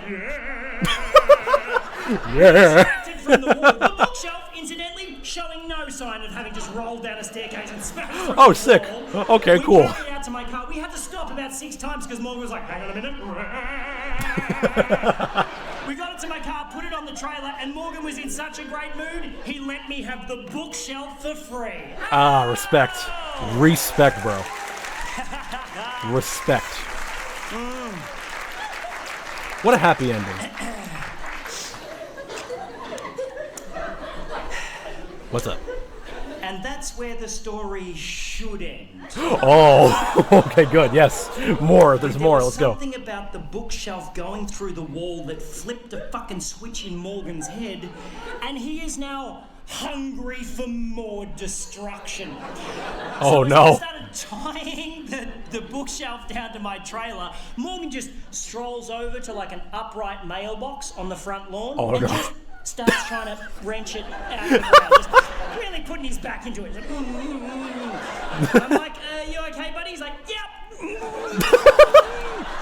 He pulls it out of the ground, whereupon he wields it like a fucking battle axe and just starts smashing up the front garden, just beheading the daisies, fucking up the That is exactly what I would do if I was cucked. Hey Morgan, maybe you want to stop and think about that. And he wheeled around and looked at me like Jack Nicholson chasing Shelley Duvall Oh, up God. the stairs in The Shining, and said, "Why don't you mind your own fucking business?"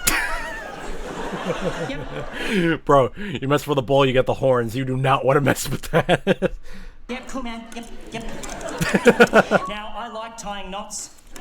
I'm quite good at tying knots. If I tie something down, I take my time because I want it to stay there. But as Morgan nonchalantly strolled up the driveway, rolled up the garage door, and put the mailbox through the windscreen of an Audi? That's an expensive-ass car, bro. Goddamn. So while they're shopping for goods, that's probably so she's probably in her new boyfriend's car, whereas opposed she left her current car at the house for Morgan to go ahead and put the freaking mailbox through the windscreen of an Audi. Holy shit. Honestly, I think he went too easy on that Audi. I must admit, I kind of rushed my knot tying job. I got in the car, I'm about to drive off. I'm like looking at the house going, I'm sure he'll be fine. And then an armchair smashed out of an upstairs window and just went doink, doink, doink, doink. And I was like, what's my duty of care in this situation? I always say that every single time. Okay, that is like the only clip that I've ever seen of this story. It's like, what's my duty of care in this situation? I always quote this because it's like every time something bad happens, I'm like, what's my duty of care in this situation? I didn't want to call the cops on him. I didn't want him to trash the house. I'm like, fuck, I'm going to have to talk to Morgan. So I got out, I walked up the driveway, shitting myself. You know when someone does something really violent and you're just like, fuck, we're not supposed to do shit like that. That used to be me all the time back when I was in like second grade. It's like, fuck, we're not supposed to do shit like that. Oh my god, I hate this shit. Yucky feeling in my tum-tum, and I'm standing there in the garage, and there's like an adjoining door in the garage that leads into the house. I can see in through the door into the house, up the staircase. It's like a wooden staircase, and I'm standing in the garage just going, He's terrified. Morgan! Morgan! Morgan! Like I was calling a cat for its dinner. Like, Morgan! Moggy, moggy, moggy, moggy, moggy! And then I notice a small trickle of water start to come from the top step. And then a little bit more water, and, and then quite a lot of water. Just hissing down the stairs like a shitty water feature. I'm like, that can't be right. That's even worse if most of the floor upstairs is carpet. And then Morgan appeared on the top step holding a hammer like this. Bah! I was like, whoa! He's like, starts at me wielding the hammer going, bah! I'm like, oh no, man, I just wanted to buy a bookshelf. He's like,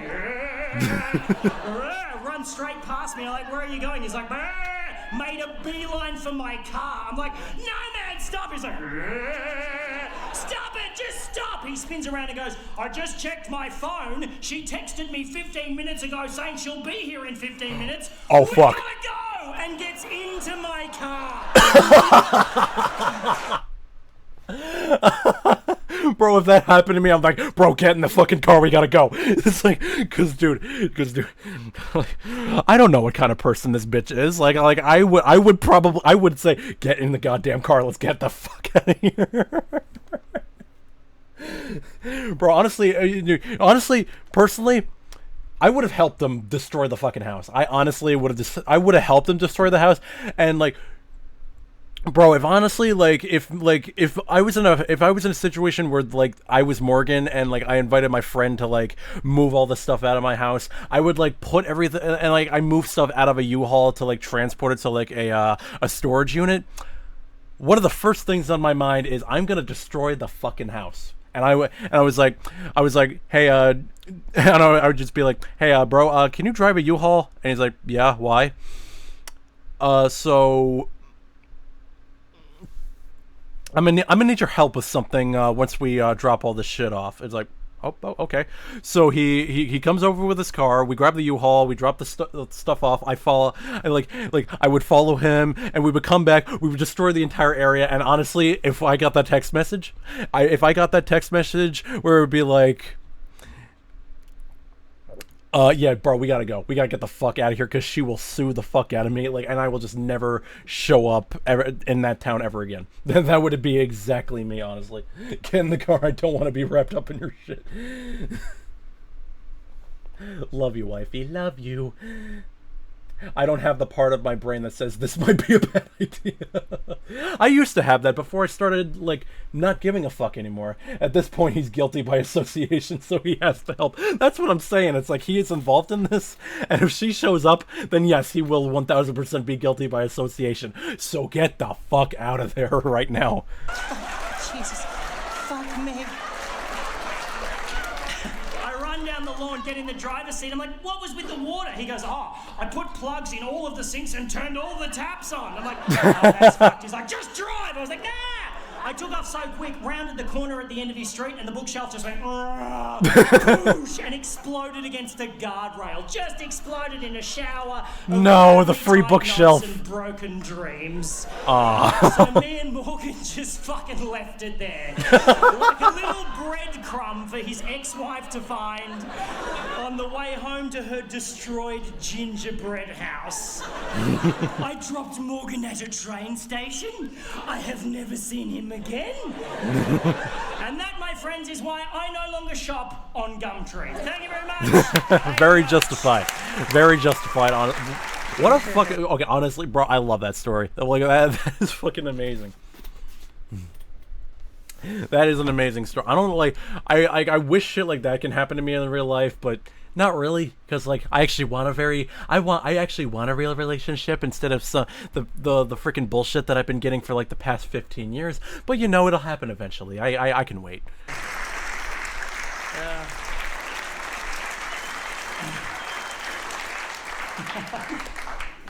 Fuck. You know my favorite bit of that story? What? I just made it up. Oh. Yeah, it's not true. Oh, that sucks. It's very unsatisfying, isn't it? Yeah, but I saw him I in mean, my head. not really. It was still a really good story, though. I saw Morgan in my head.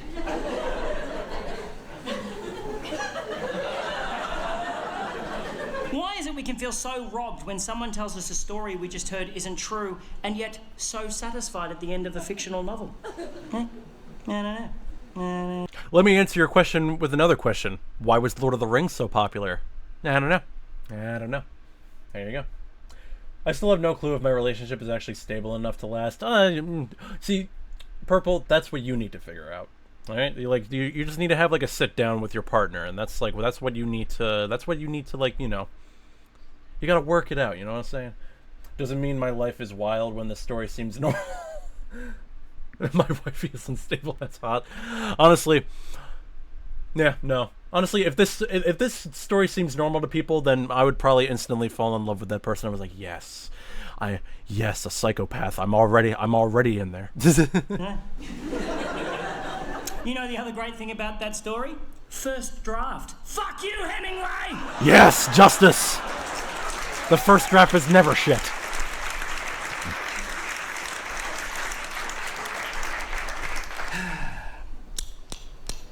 I can't end on that, can I? Those lies? We Those did not come lies. here to be hoodwinked, sir. Oh, fuck.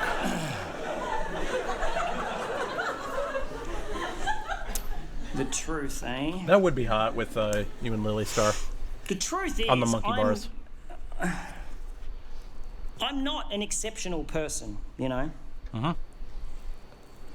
Nothing interesting really ever happens to me. I'm massively flawed, and I think I'm quite forgettable, if I'm being 100% honest. And this isn't the shit bit at the end. I kind of feel in some sense, I kind of feel the same way sometimes. Like, I feel like not enough interesting things happen in my life for my life to be remotely relevant. Maybe that's why I stream, because like this is actually like the only time anything interesting happens in my life. It's just how, I don't know, it's just a very interesting thing. It's because like whenever I stream something and then something funny happens, we all like everyone who saw that moment happen in real time is gonna like see it as an inside joke, with the exception of my quote channel, in which case everything is just massively out of context. But it's more funny for it to be out of context, because at that point we can look back and just think that we're completely fucking weird. My butt in the crowd would be like, "Oh my god, you can say that again." I can't even make. Okay, bro. I can feel that too. I'm the least interesting man on earth. No, honestly, Colton, I would say like your life is probably more interesting than mine, especially like the knowledge that you bring to the earth, especially with your massive, extensive knowledge on guns and so much unnecessary information, and the fact that you could just come up with a story like right off the dome. I would say that's massively more interesting than I am currently. I mean, I was very uninteresting when I started this whole streaming journey, but like now that I'm like 2.5 years into it, I've grown numb to it, and now I just enjoy it. I'm just here for the road, and now some people find me interesting more than others, and I always appreciate that. And you know what? I'll take it. I will take it. I just had a caramelized onion and regatta sandwich. I feel like your breath is going to smell for a very long time, my friend. Of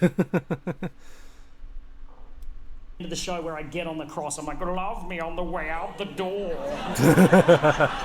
It's not that. It's Blow just that smoke up my ass. I don't think, like, on a scale of 1 to memorable, I'm not that memorable. No, I'm like the Morgan sort of No, scale. hell Not no. on the Ernest Hemingway scale. No, certainly. especially not. Not in the Kai If I Cenat tell sort a of great thing. story, maybe people will remember that instead. Yeah. Remember the card trick and just pretend that they don't know how it's done. You know? But must we leave a legacy? Must we make an impact? Do we have to leave a footprint? Is it okay to just settle? Seek safety? Nest, you know? Or must we constantly shake our lives up, or suffer the indiscriminate cruelty of having it shaken against our will? Must we try to carve a path through the tall grass, feeling as though no one has ever felt how we feel? Terrified at what may be lurking low in the grass on either side of us, but just pressing ever onwards with that Paleolithic instinct deep within our chromosomes that the only way is forward, that you have to keep going, that eventually you'll stumble upon the edge of the field, hitch a ride from a passing car, and meet up with the rest of the gang for tea and sandwiches at the old town hall.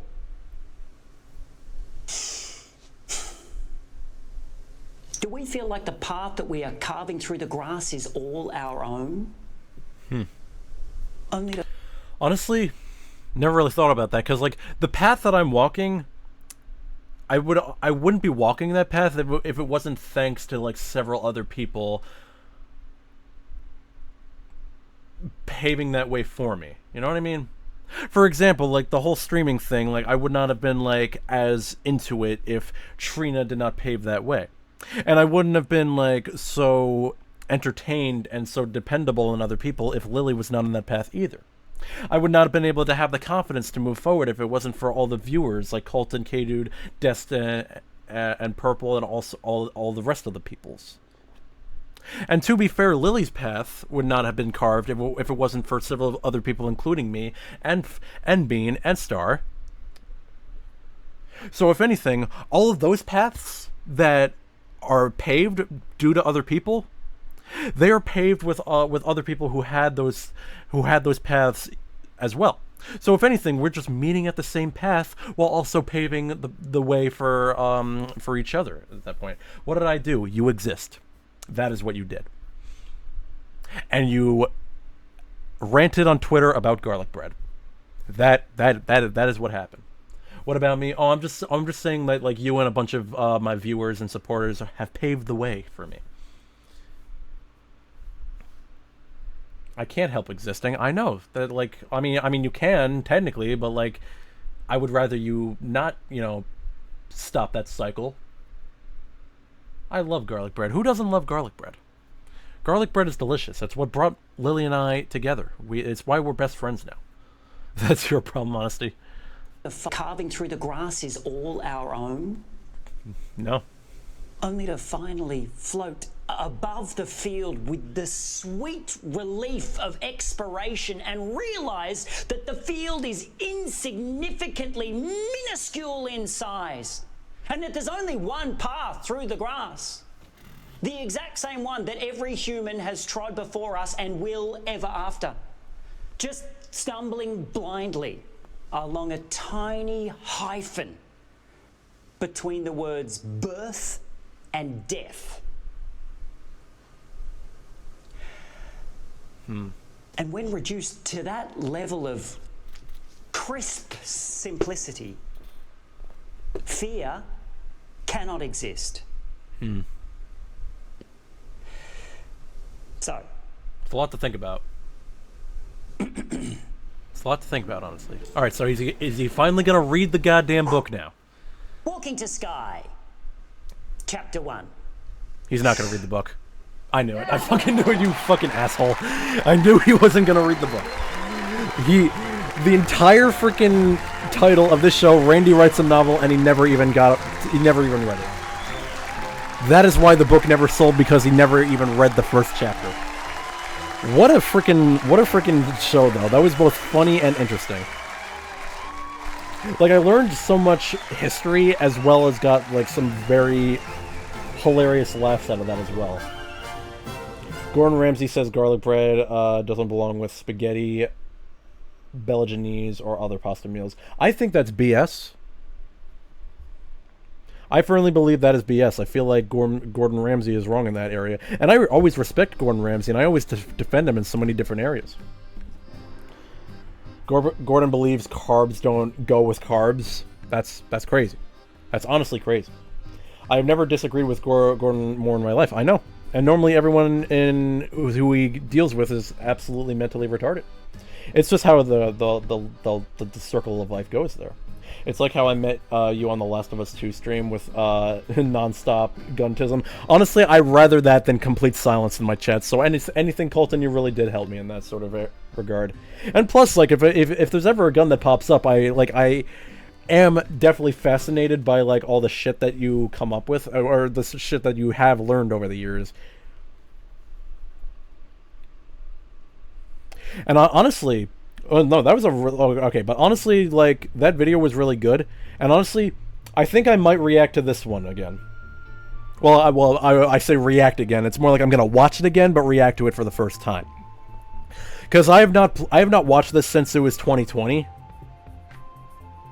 That was when, like, I first heard of Randy, and like I said, the only thing I remember is a weed brownie, and that's about it. I'm not gonna react to it today, but I will react to it at some time in the future. The only reason I streamed right now for a Just Chatting stream was because I physically cannot do anything with my right arm because I almost broke it today, but I already told the story. You can rewatch the VOD to understand the context behind that. I almost broke my arm today. That was fucking scary.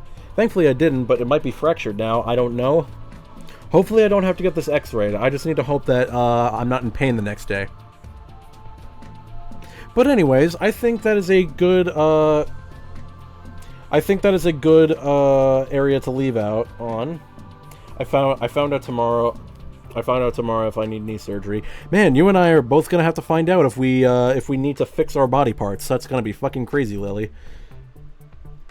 So, tomorrow, my friends, tomorrow and the day after that, in fact, are two special streams. So, tomorrow I will be collaborating with my good friend and, employee / voice actress, Audrey VA, also known as Addie Down Under.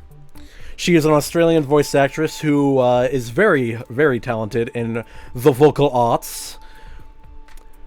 She recently got to voice act in a video game that is very well developed. It's an indie game that is strictly from Australian developers. And the demo has some pretty good reviews, and I'm going to be playing that game.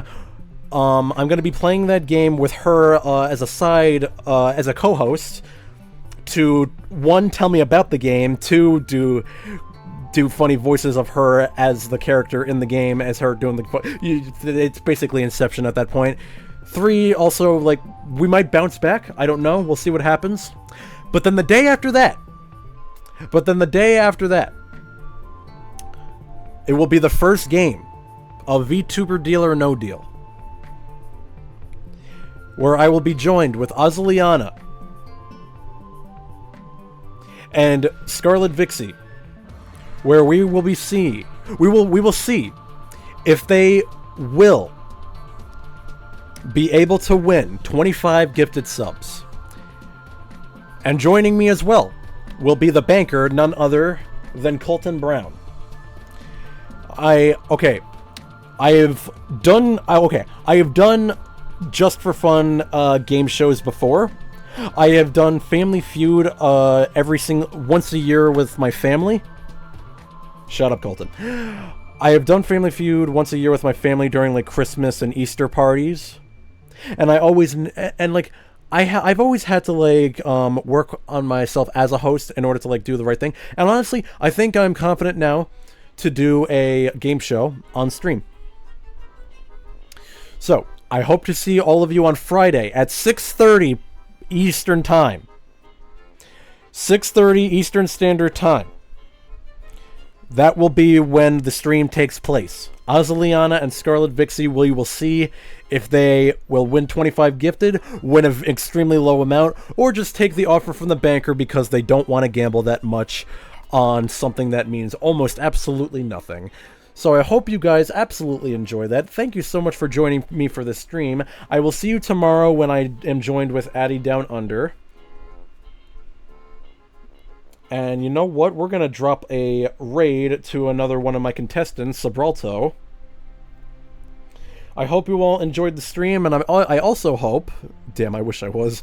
We all do, Lily, believe me. I mean, I feel like I am, but I'm currently not. I just have a huge sense of euphoria, and I'm very awake. Also, I have a bunch of caffeine going through my system right now, so that's about it. Anyways, I hope you all enjoyed the stream as well as the comedy act. Hopefully we'll have another Just Chatting stream with that reaction. Maybe we just need to find more clips. We need to do like try not to laugh challenges. I just need to find more stuff. Colton, I might put you in charge of that one day, but that's a story. But that's for another time. You all have a very fine day. I will see you all tomorrow. Love you, bye. See you soon. Bye-bye.